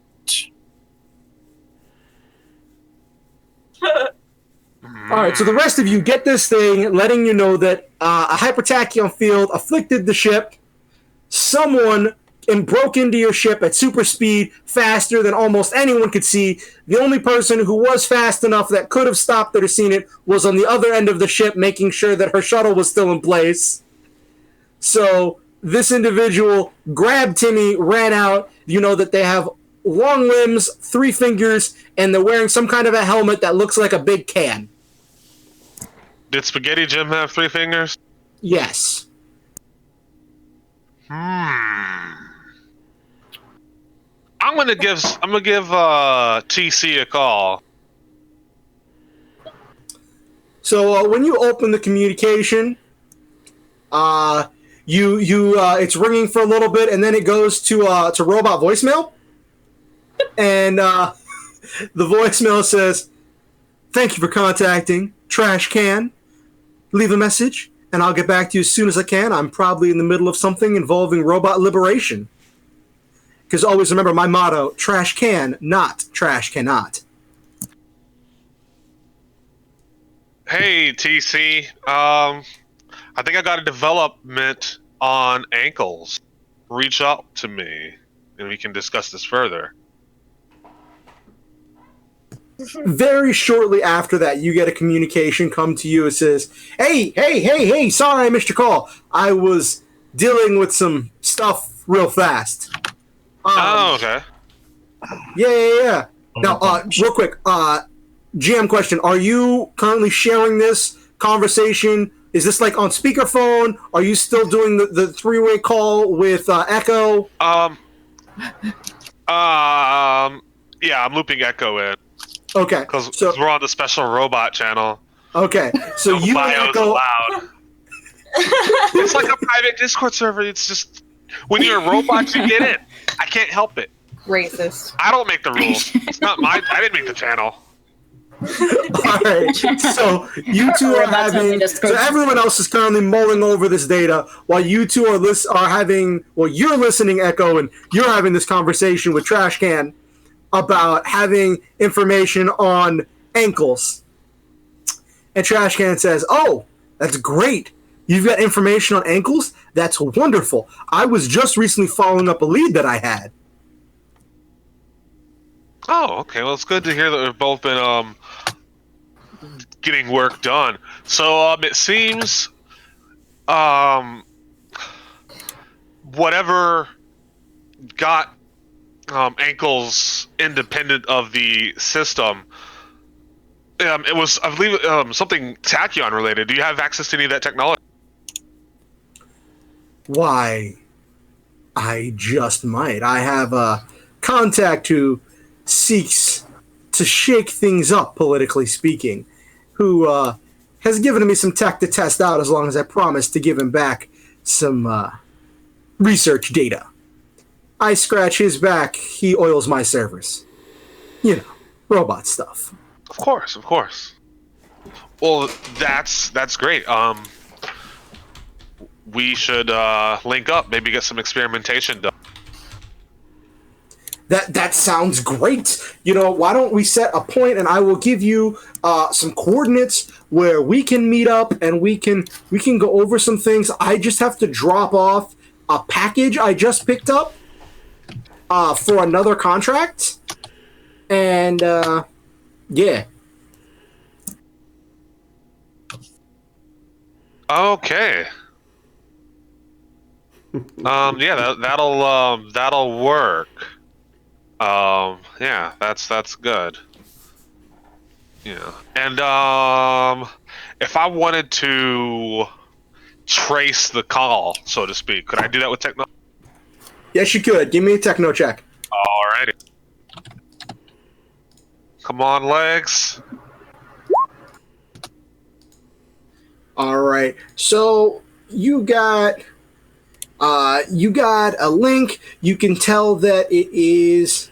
You have a general idea of where he is, but the call was so short you weren't able to get a specific like what location. But you found the solar system. Oh, okay. I'll share that with Echo as well. And now that the call's been closed, it's like, okay, so that's a thing, and I'll begin to share this information with the rest of. And he sends you via a just a text message on your channel a set of coordinates that is in that same solar system. Okay. Saying, meet here, and it's the. He has it set for the third planet in that solar system from their star. Oh, okay. Well, this is good information. Now it's a matter of making good use of it. Certainly. So everyone else, Dr. Whitaker, Spack, and Eden, you get this information as you find out that this contact that Legs has that might be connected to the break-in wants to meet up to swap information, and you have a location where this individual wants to meet up. What is your reaction right now? Do we know that Timmy is gone? Yeah. No. Well, I haven't No, said you're not. anything. Yeah, I haven't either. No. I mean, We haven't Well, reviewed the video. Actually, Lex doesn't really. Yeah. No, I so showed people snippets of the video, not a whole detail of it, saying this is Okay. the information we found out, and I edited out parts about Timmy. Echo hasn't brought this to my attention and said, why haven't you mentioned Timmy? So I'm just going to be like, Okay. did he get taken with or without the cone is my question. That's important to me. he was taken with the cone. Yes. The cone had not been switched at this point. Echo was still holding the collar, getting ready to remove the cone when he was taken. I mean, somebody just invaded our ship. So I say we find him and we take him apart piece by piece. Now I'm okay with that. I'm in. For once, I'm in agreement. We probably should have scrapped them for parts earlier. It's true. Wait, we Yeah. know this person? I don't know this person. Well, Of this person. from the information that we Dedicated fans. received, it sounds like it was the robot who approached Legs at the bar earlier. Well, there you go. Problem solved. We find him, tie him up, and I blow off one limb at a time until he tells us why he did it. Yep. Or we could also just download his Oh, information. there's a much more efficient way of doing that. You could just have fun. begin disassembling limbs. No, I want to blow first. them off. I want to blow them off joint by joint. Let's hack his brain first. Oh, So at this point, Echo, are you going to tell them about Timmy? Because they are fleshies, so they might get a little bit emotional. But That's are true. you going to tell anyone that Timmy's That's gone? true. I think I'm mulling it over for a little bit. And then I add, oh, by the way, this might be of interest to some of you. They did also take Timmy. I'm putting my mug to my mouth. what? What? So you were just been told that Timmy is kidnapped. Timmy is missing. I believe that he was taken by this individual as well. Take it. Yes, Wait. taken. He was in the med bay and now he is not, and this seems like the only explanation. But we do have some coordinates in mind. Well, plot those in. I'm going to head there right now. Yeah, let's do it. I go to the side comm panel and go, hey, warehouse butler. Yes. He comes up, like, yes, Cosmic Corsair Eden, how can I help you? How's Timmy doing? I was directly ordered by Cosmic Corsair Echo Yeah. to leave Timmy in Cosmic Corsair Echo's responsibility. Yeah? Cosmic Corsair Echo what- overrode your orders. Uh-huh. What did I say? He was left in the hands of a What? Cosmic Corsair No, going to the no. only medical professional on the ship. Uh-huh. What did I say, though? That you would hold me personally responsible if anything happened to him. Keep that in mind. Have fun Yes. sleeping. Did something happen to Tim? Now, at this point, your personal communicator, Echo, goes off, and you see you getting a call, an intership call from the dock. All right. I'm gonna answer Are it. you gonna take? Okay, so you answer it, and then it's Butler. And he says, "Cosmic Corsair, Echo, Yes. I'm having trouble reaching crewman Timmy's personal communication device. Can you confirm his status for me?"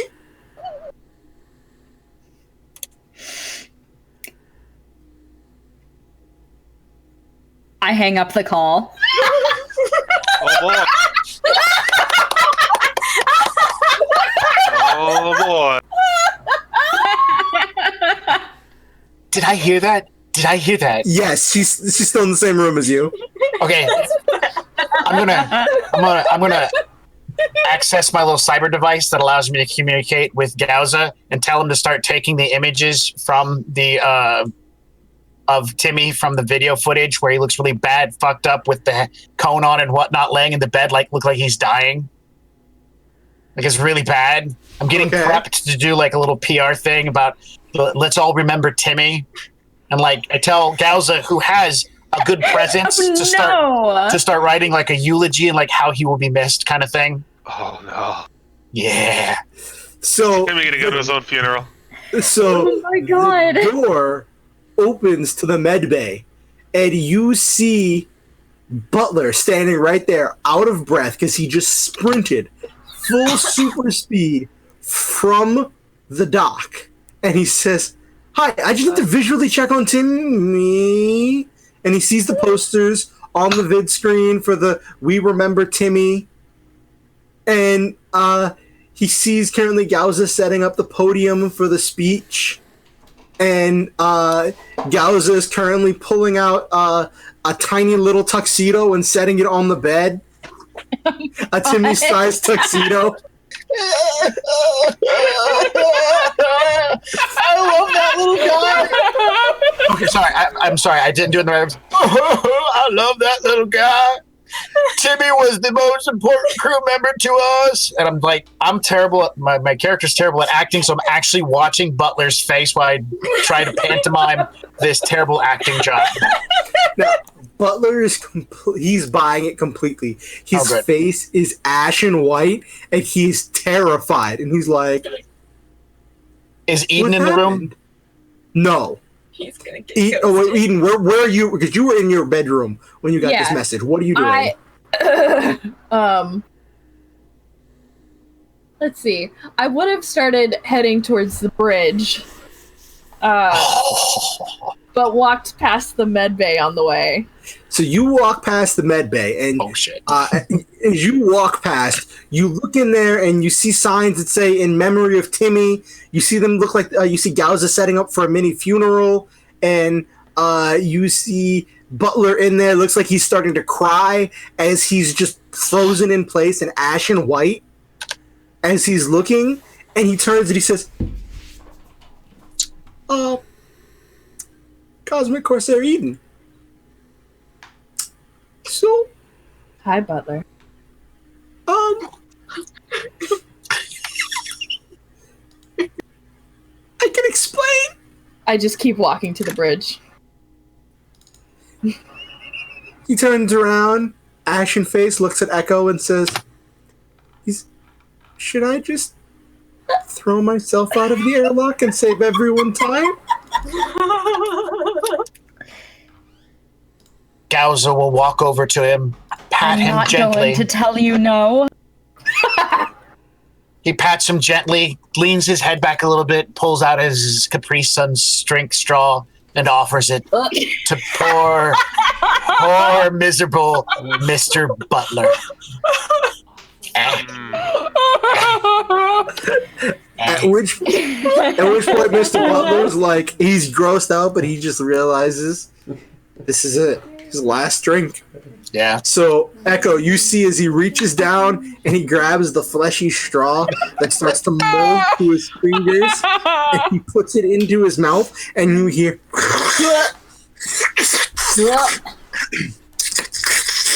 oh man! Oh, this is spicy. It's probably warm too. While this is happening, Gauza looks over to Echo, gives Echo a nod, pulls up the little device that the doctor was using earlier that he never used on Timmy, taps at the side of Butler's head to make him pass out.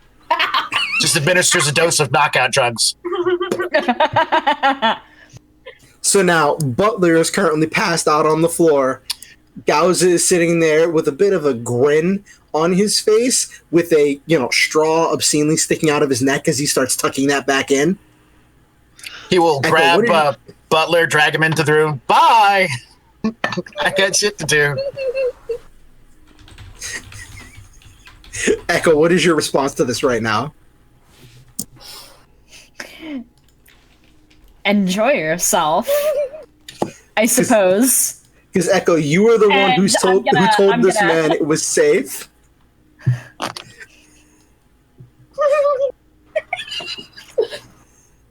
So, Echo, you're the one who told this man that it was safe to leave Timmy with you. I mean, that was before we knew Timmy had a hit on him. Yeah. Yeah. So, He talked a big game. What can we say? Well, hey, I mean, what am I gonna do about this? We are all responsible for our own choices, and Warehouse Butler should have known this. all right. So, So you guys are heading to the rendezvous point? Oh, Yep. yeah. Yes. So you guys are you are a little bit away from the rendezvous point right now. Are you just going to fly in, or do you have some other plan? The rendezvous point is a small space station just off the side, just in orbit of the third planet.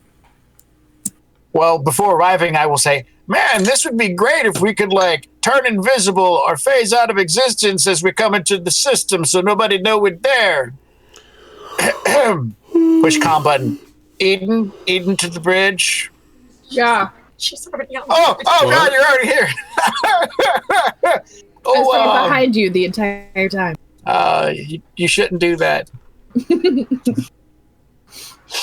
I can't defeat. do the big ship, but I can do the little ship. Well, the little ship's been contaminated. It's not ready. No, it's fine. I took care of it already. Oh.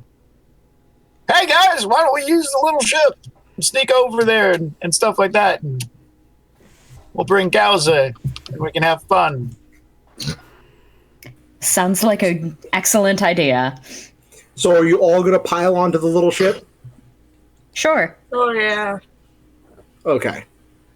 Ruth assures you that the Brave Star will be in good hands. Have you thought up a name for your little shuttle? The Hummingbird. That works. That's Okay. really good, actually. Yeah, All that right. is really good. So you all very pile into apropos. the Hummingbird, and you launch. Eden is able to put her hands on the side and stealth the entire ship, and all of you in it as you all go silently, sneakily. As you approach, you see this space station looks like nobody's been here for a while. You see one ship docked at the port, but most everything else looks abandoned. You see a lot of damaged hallways, places where you can see inside. The entire biodome in the center has been cracked open. You see very few lights on. It just looks like it's falling apart.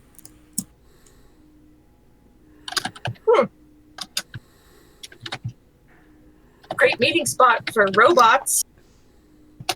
Yeah, Not it's kind something of for organics. Probably. I have Gauza with me, and I'm going to turn his entire accoutrements of power into long-range sensors, as well as turning on his multi-band EM emitter and atmospheric ionizer to conceal our location. It'll block radio, radar, mind reading, and infrared. And it's going to be around him, so as we can move about a bit more stealthed. And at the same time, I'm going to utilize him to keep long-range communications with the Brave Star. So that's where his power is being focused into. Okay, so as you set that up, and he starts doing some long-range scanning of this space station, you're not picking up any organics on the space station at first, and then as you get closer, you're getting a large quantity of very, very subdued signals, like they're just asleep, just barely alive, or if they were in some kind of stasis, and you're getting about 15 of them that are on the space station. I will immediately relay this to everybody. I think we're detecting about 15 life forms in some sort of suspended animation or sleep-like state. We're going to try to pinpoint their location so that we can get to that quickly. That's probably where Timmy's at. So when you do this, you also start noting that there are some mechanical objects that are moving, a variety of robots that are walking through these damaged hallways. They obviously don't need to breathe, so they're not bothered by the lack of atmosphere in most of the space station. And your scans show that about 20% of the space station still has atmosphere. The rest of the space station is completely void and shuttered. Okay, so I'm going to need a spacesuit because I want to travel with Gauza. Okay. And so I can utilize my skills and his abilities. So I won't become tank. Because that's just... I mean, unless we really need tank. But I mean, we got Echo, we've got legs, we've got Eden. We got fighting capacity. We need, like... You need some brains. Yeah, so... Not like Echo isn't brains. I wasn't going to say that. That's rude. So, using you do have access to some simple spacesuits from the Brave Star. That was just some standard equipment. It's not going to give you any kind of like superhuman protection or like energy shields, but it will give you just some life support, so you'll be able to breathe and function in the vacuum. Cool. And there's also one there that you can utilize, Eden, if you need to go into a form that needs to breathe.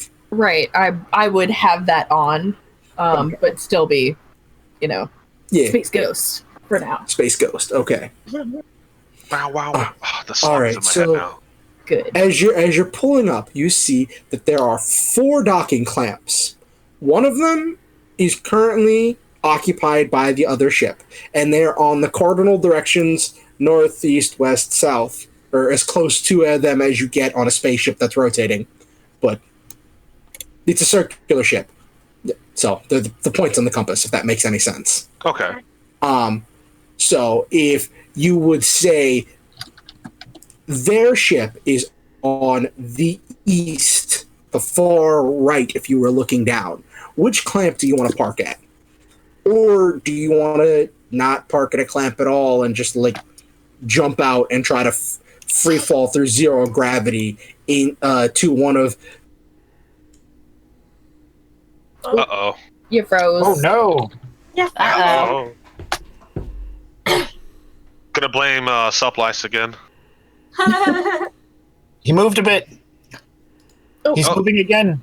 Oh, I'm back. Is he back? I'm back. Right. Yay! I'm presuming you guys didn't hear any of what I just said. There's something about moving in 0G. Super didn't. Okay, so do you... If you were looking down on a top-down view, the other ship is parked on the far right or the east dock. There are four docks. Do you want to park at one of the other docks, or do you want to try to hide somewhere and just jump out the airlock and try to fall in 0G into one of the torn open and damaged sections of the space station?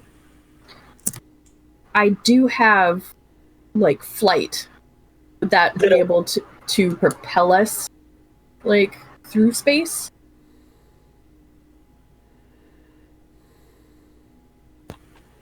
What's the rest of the team thinking? I'm fine with busting in to go through an opening, because that's like a hell of a lot more epic than like pulling up, stopping, making sure the parking brakes engaged and shit like that. And I feel like that's a lot cooler. All right, so you're just gonna jump out, rappel down into the into one of the openings? Yeah, we're space pirates. Yeah. Yeah. And if the opening's not big enough, we'll make it bigger. So, hold on. You said the middle part had, like, a dome area? Yes. We can go into the dome. Yeah, let's do like that. a big enough opening that we can, like, fly the ship in and, like, set down? Yes, it did have a dome area. Sorry. Oh, yeah. I'm with my internet right now. Totally take the whole ship in and land in the Thunderdome. This is free parking, right? If there are no signs, it's free. Exactly. When he comes couldn't back, find the valet. all right. Are the 15 life forms in the dome area, near the dome area? How are they situated toward the dome?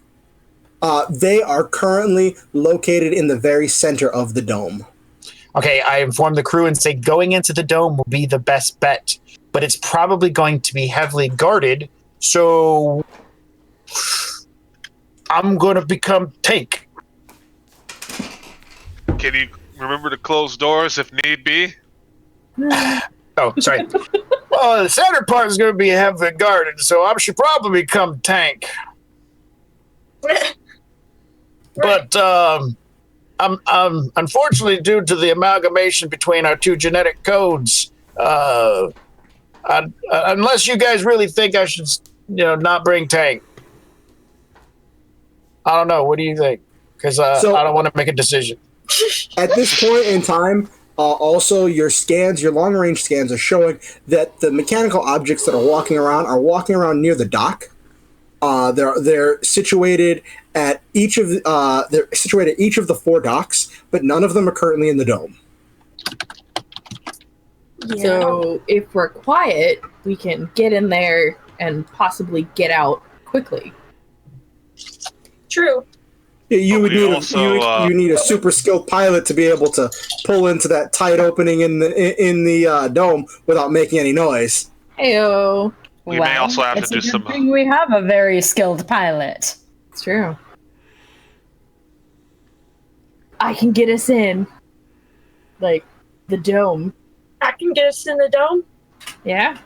Yeah, I can do that. Okay.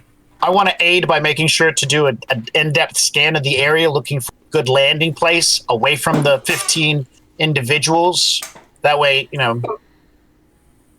sensors. Things don't go terribly wrong. Yeah. All right. So, Dr. Whitaker, give me a technology check, and you are rolling against a 10. And Spack, give me a piloting check. Dr. Whitaker super succeeded at that, so he is giving you a +5 to your piloting check. Are we doing the and vehicles? You are rolling against a... Huh? Is it the vehicles one? Or yeah, vehicles. Yes, vehicles. Okay.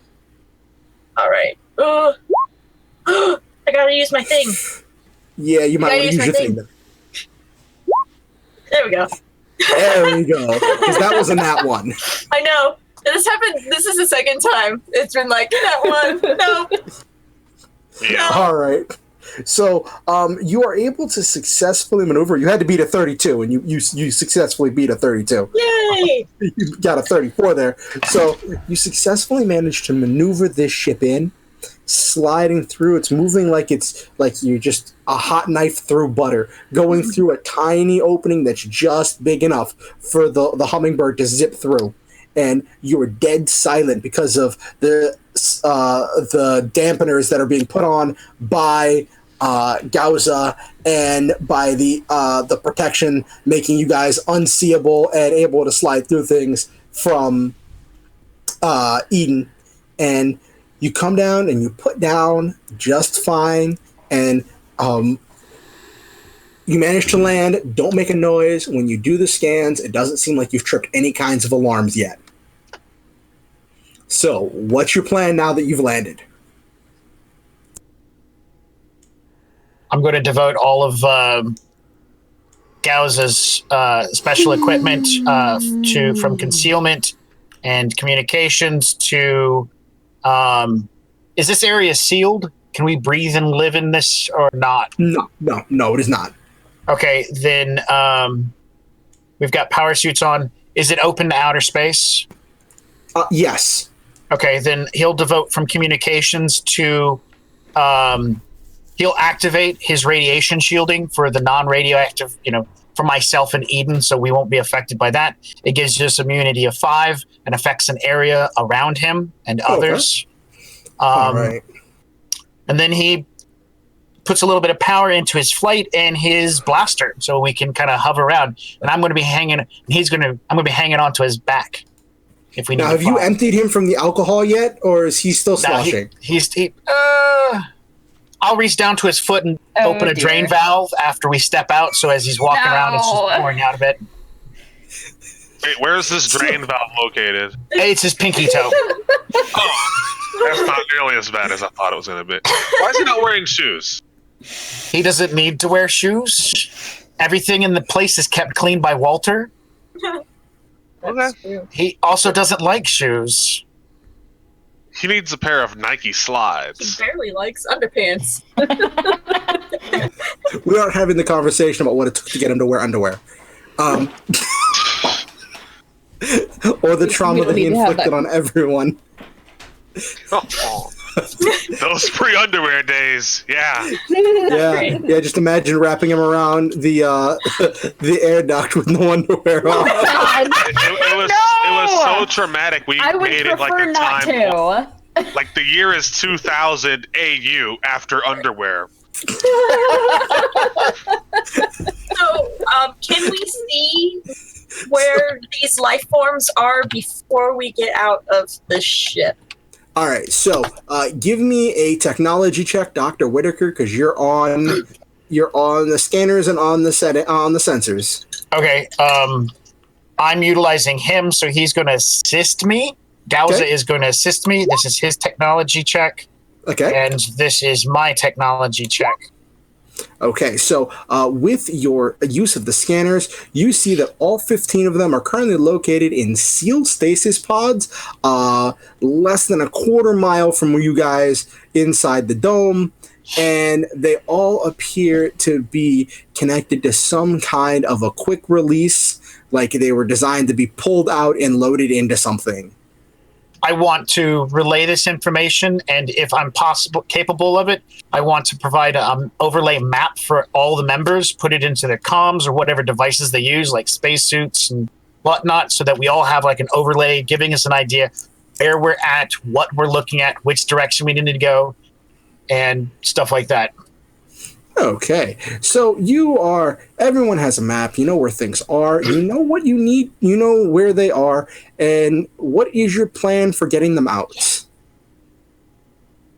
Because you're in a vacuum.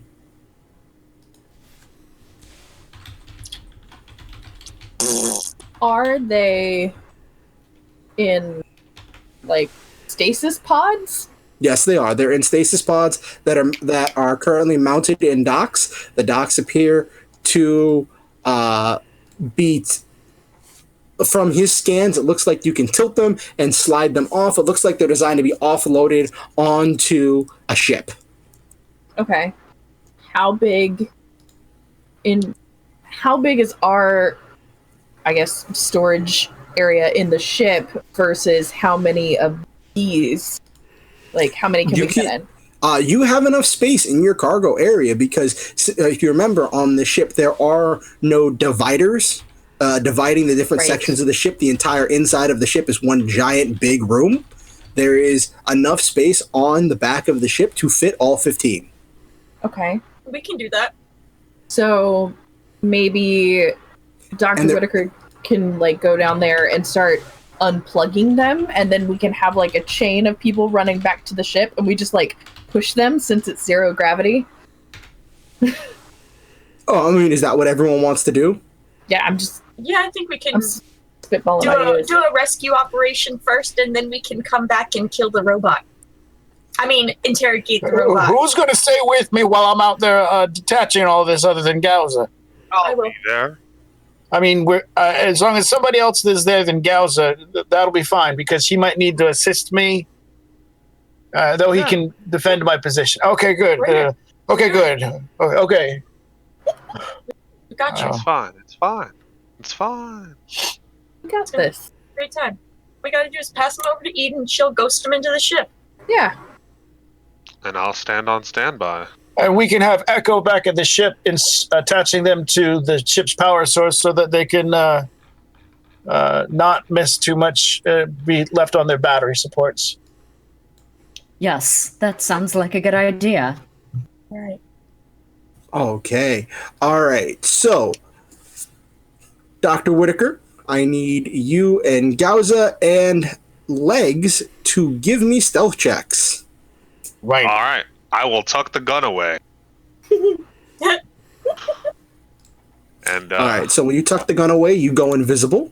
Yeah, let me go ahead and give that stealth check, because if I recall, There is a modifier there. Yeah, I think you get a flat plus 10 or something like that added to that. Yeah, that's what I'm checking. Stun Fang, Forbidding Wall.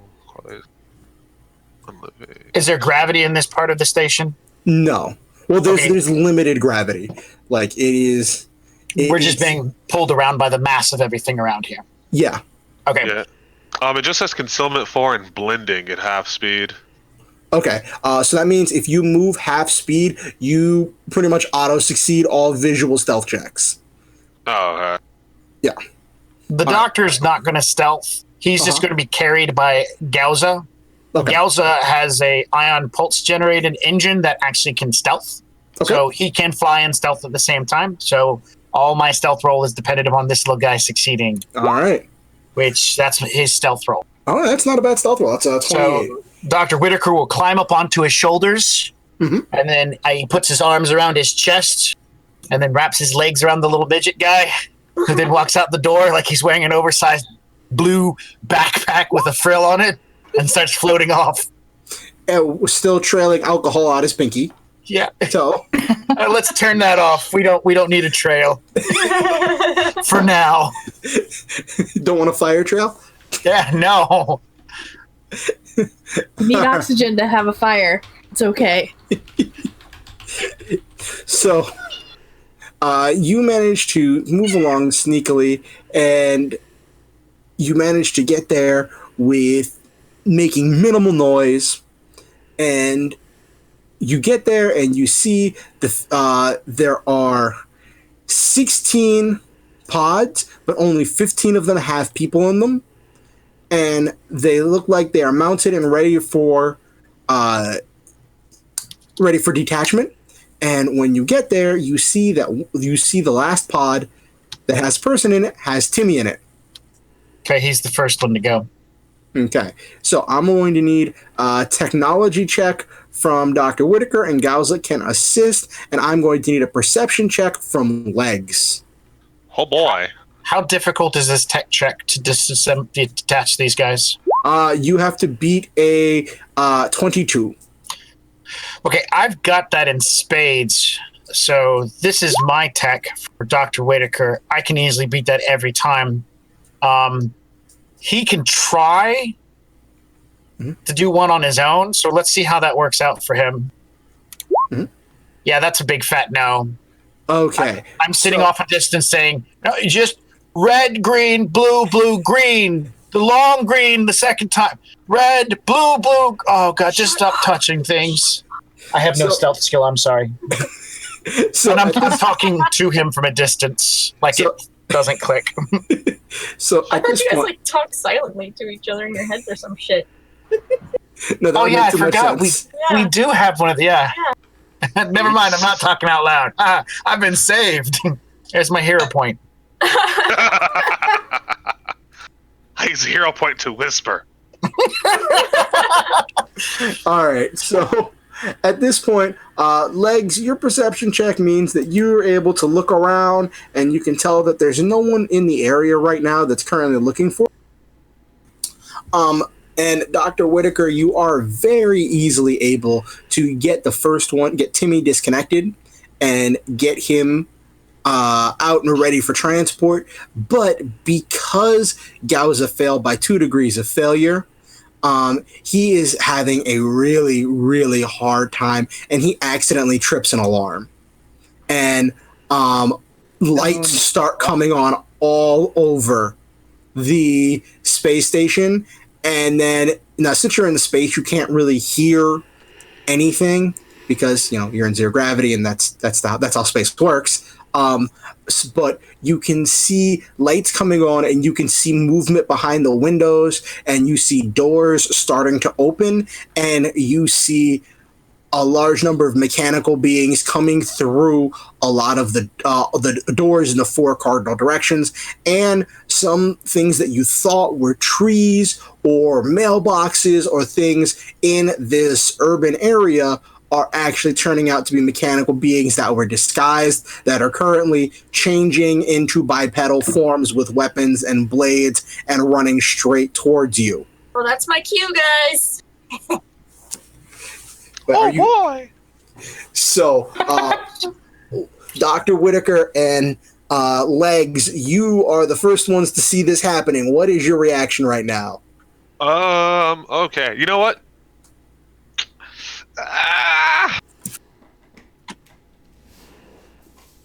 I'm just gonna go ahead and poke out the old core laser. Have they seen this yet?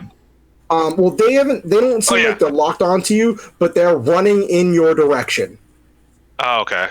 Can you, and this is player to player, could you tell their system that was a false alarm?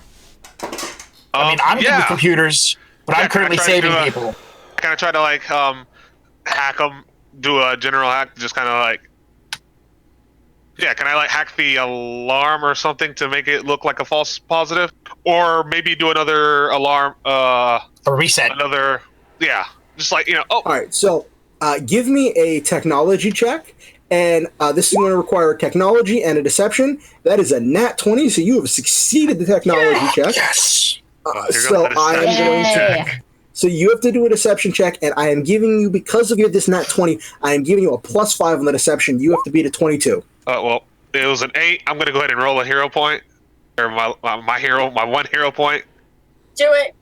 Do it. I didn't realize I didn't know it was going to just auto jump. So you said a +5 to that, regardless? Mm-hmm. Yeah. Okay. So, +10, right? So yeah, you change that to a 10. Yep. Or no, you add 10. Yeah. Yeah. And you've succeeded because you rolled the 6 on that, and since you added a hero point, that's going to make that a 16, plus 10 is 26, so you succeeded the 22 you needed, and you were able to convince them that this was a false positive and that there is an error in the system and that you are not intruders attempting to steal the prisoners. Whew. Yes. Yay! Crisis diverted temporarily. I am not paying attention because my action was going to be to move to the next body. I tell Gauza to take Timmy, get Timmy to Eden, then get back. So Gauza is going to grab Timmy and start heading out with Timmy. Yeah, he has stealth and he can turn on anti-detection and concealment. And so I'm assuming Eden's somewhere nearby. Yes. Yeah, Eden, you followed at a distance, right? Yeah. Okay, so you are nearby and able, like, you see the robots start coming, and then you see the robots stop. And then you see one of them just turn into a lamppost not too far from you, and you see them, again, just start heading back into the doors they came out of.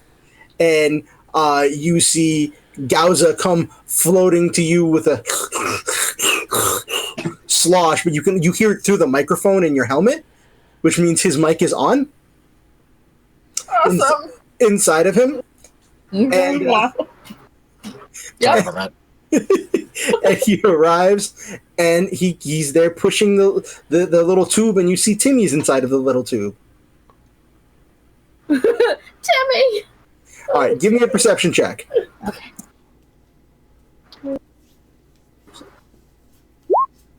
25. All right, so you realize something seems a little bit off about Timmy. His skin just seems like it's a little bit shiny. You're not sure why. Little Timmy is shiny and chrome. Guys? But you just noticed that on the offhand. Okay. Are you going to stop and investigate? Are you going to and he is also currently wearing a cone that you hadn't seen on him before, but the cone appears like it's like connected to his neck. Like he's not just wearing it. What the fuck? I'm gonna take Timmy to the ship, and I'm gonna say, Echo,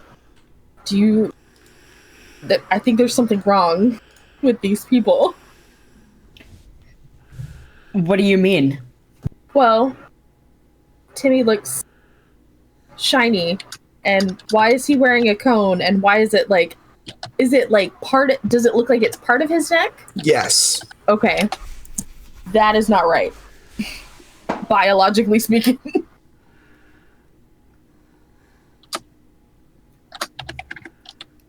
That sounds bad. Well, hopefully we can do something to reverse it. If that's the case. Yeah, I'm sure we can put the thing down, flip it, and reverse it. Oh my god. Damn it, Zap.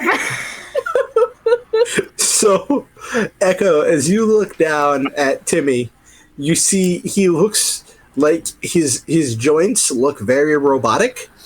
Like you can see nuts and bolts in there, and it definitely looks like his body underwent some kind of transformation. His clothes look like they're part of his body now, and the cone does appear to be like connected to his neck.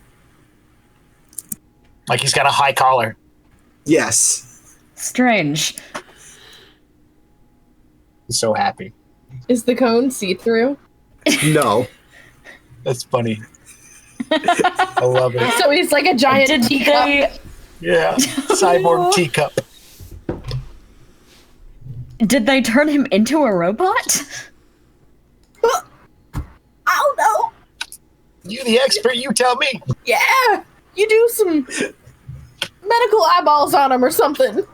I don't know. Now, the reason why Dr. Whitaker didn't notice this is because Dr. Whitaker's not stopping to look. He saw Right. it was Timmy, he hacked the thing, and then he moved to the next person. Yeah. Now, at this point, as you two are currently conversing, Dr. Whitaker has already freed 3 people, and Gauza is currently there with one of them and is waiting for Eden to grab it and go, but Eden has not returned because she's still confused about the Timmy situation. So, Gauza will raise the alarm by activating not a red alert, but a yellow alert going, procedures have stopped. Somebody is not where they're supposed to be, and he doesn't know what the fuck to do. I'll beat it. I can get them all really fast anyway. Doesn't matter. Yeah. all right, and so... All right, so at this point, Spack is going to... You said you're going to use your super speed to go in there and get everybody, and with this, because of that nat 20 that Legs got earlier, Legs was able to convince everyone this is business as usual, completely normal, but all of the people you're getting look like they're at some point or level modified a little bit. As you go further up, the ones that have been there, the ones further down the line from Timmy, look like they're more and more robotic, till you get to the first one that looks like a full-on robot. And as you've gotten all 15 of them loaded in your ship and fly away, completely undetected, you see the Leviathan come flying by, stop like it's stopping, and you're still invisible and hidden and insubstantial, but it pulls up right alongside you, right? And Eden, you hear a little voice in your head that says, "Oh, that's cute," but it sounds like a little girl's voice. You're not sure where it's coming from. You're not sure what it is. And then the Leviathan speeds off. And that is where we're going to end today's session with our Cosmic Corsairs. Oh my god. With Robo Timmy, with Cone. Robo Timmy. Oh, man. I will change the lights. I will cut their throats. I will Oh, consume man. their entrails. Oh, we gotta remember, he's like this looking up because of the cone. Oh my god. Well, I mean, if it's just a piece of a robot, we can, take that off. It'll be fine. Yeah, we could cut it so it's like All right, so thank you guys for watching. Thank you guys for watching. I had a great time tonight. I hope you did as well. We thank you to everyone who beat the stream boss tonight. That was really amazing. I can tell you guys enjoyed it. I look forward to doing that even more. I want to make an announcement really quick for everyone who's currently still there. So our next episode, that is not this coming Monday, but the Monday after that, will be the finale for season 1. We are planning a second season, but that is going to be in a little bit. So this finale is a big thing that I want to do for you guys, and we would like to make this something that engages you guys even more and excites you all even more. So tell your friends, get people to come watch. Even if they haven't watched before, the videos are up in the past streams thing on the channel, and I believe there's a YouTube channel where you can go watch the stuffs. Links will be provided or made available. Our goal is we want to get to 30 viewers watching at the same time for the finale. Yeah. That is, I believe it is a very achievable goal, and I'm roping all of you guys in because if we get 30 people watching at the same time at any point in the next session, something special will happen to our Cosmic Corsairs. Oh man. Uh-oh. Now,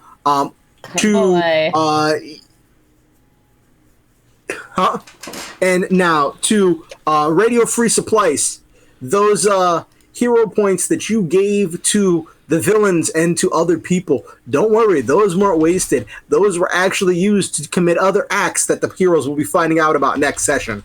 Ooh, good. Oh man. Oh my. So, Oh jeez. Oh man. I was kind of hoping one of them was Timmy. I mean, really, that would be great. Cyborg Timmy.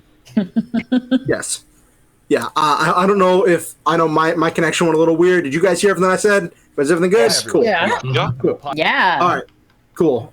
They can keep it themselves and use it just like a play. The Ronin 7, I know you were helping to fight the stream boss. I want to thank you and everyone for coming. Like I said, if we can get up to 30 people on the next session, something awesome, amazing, and outstanding will happen. Yes. And it will be really awesome, really great. Tell your friends, tell everybody, not next week, but the week after, season finale. Come join us and have a blast. Thanks, everybody, and have a good one.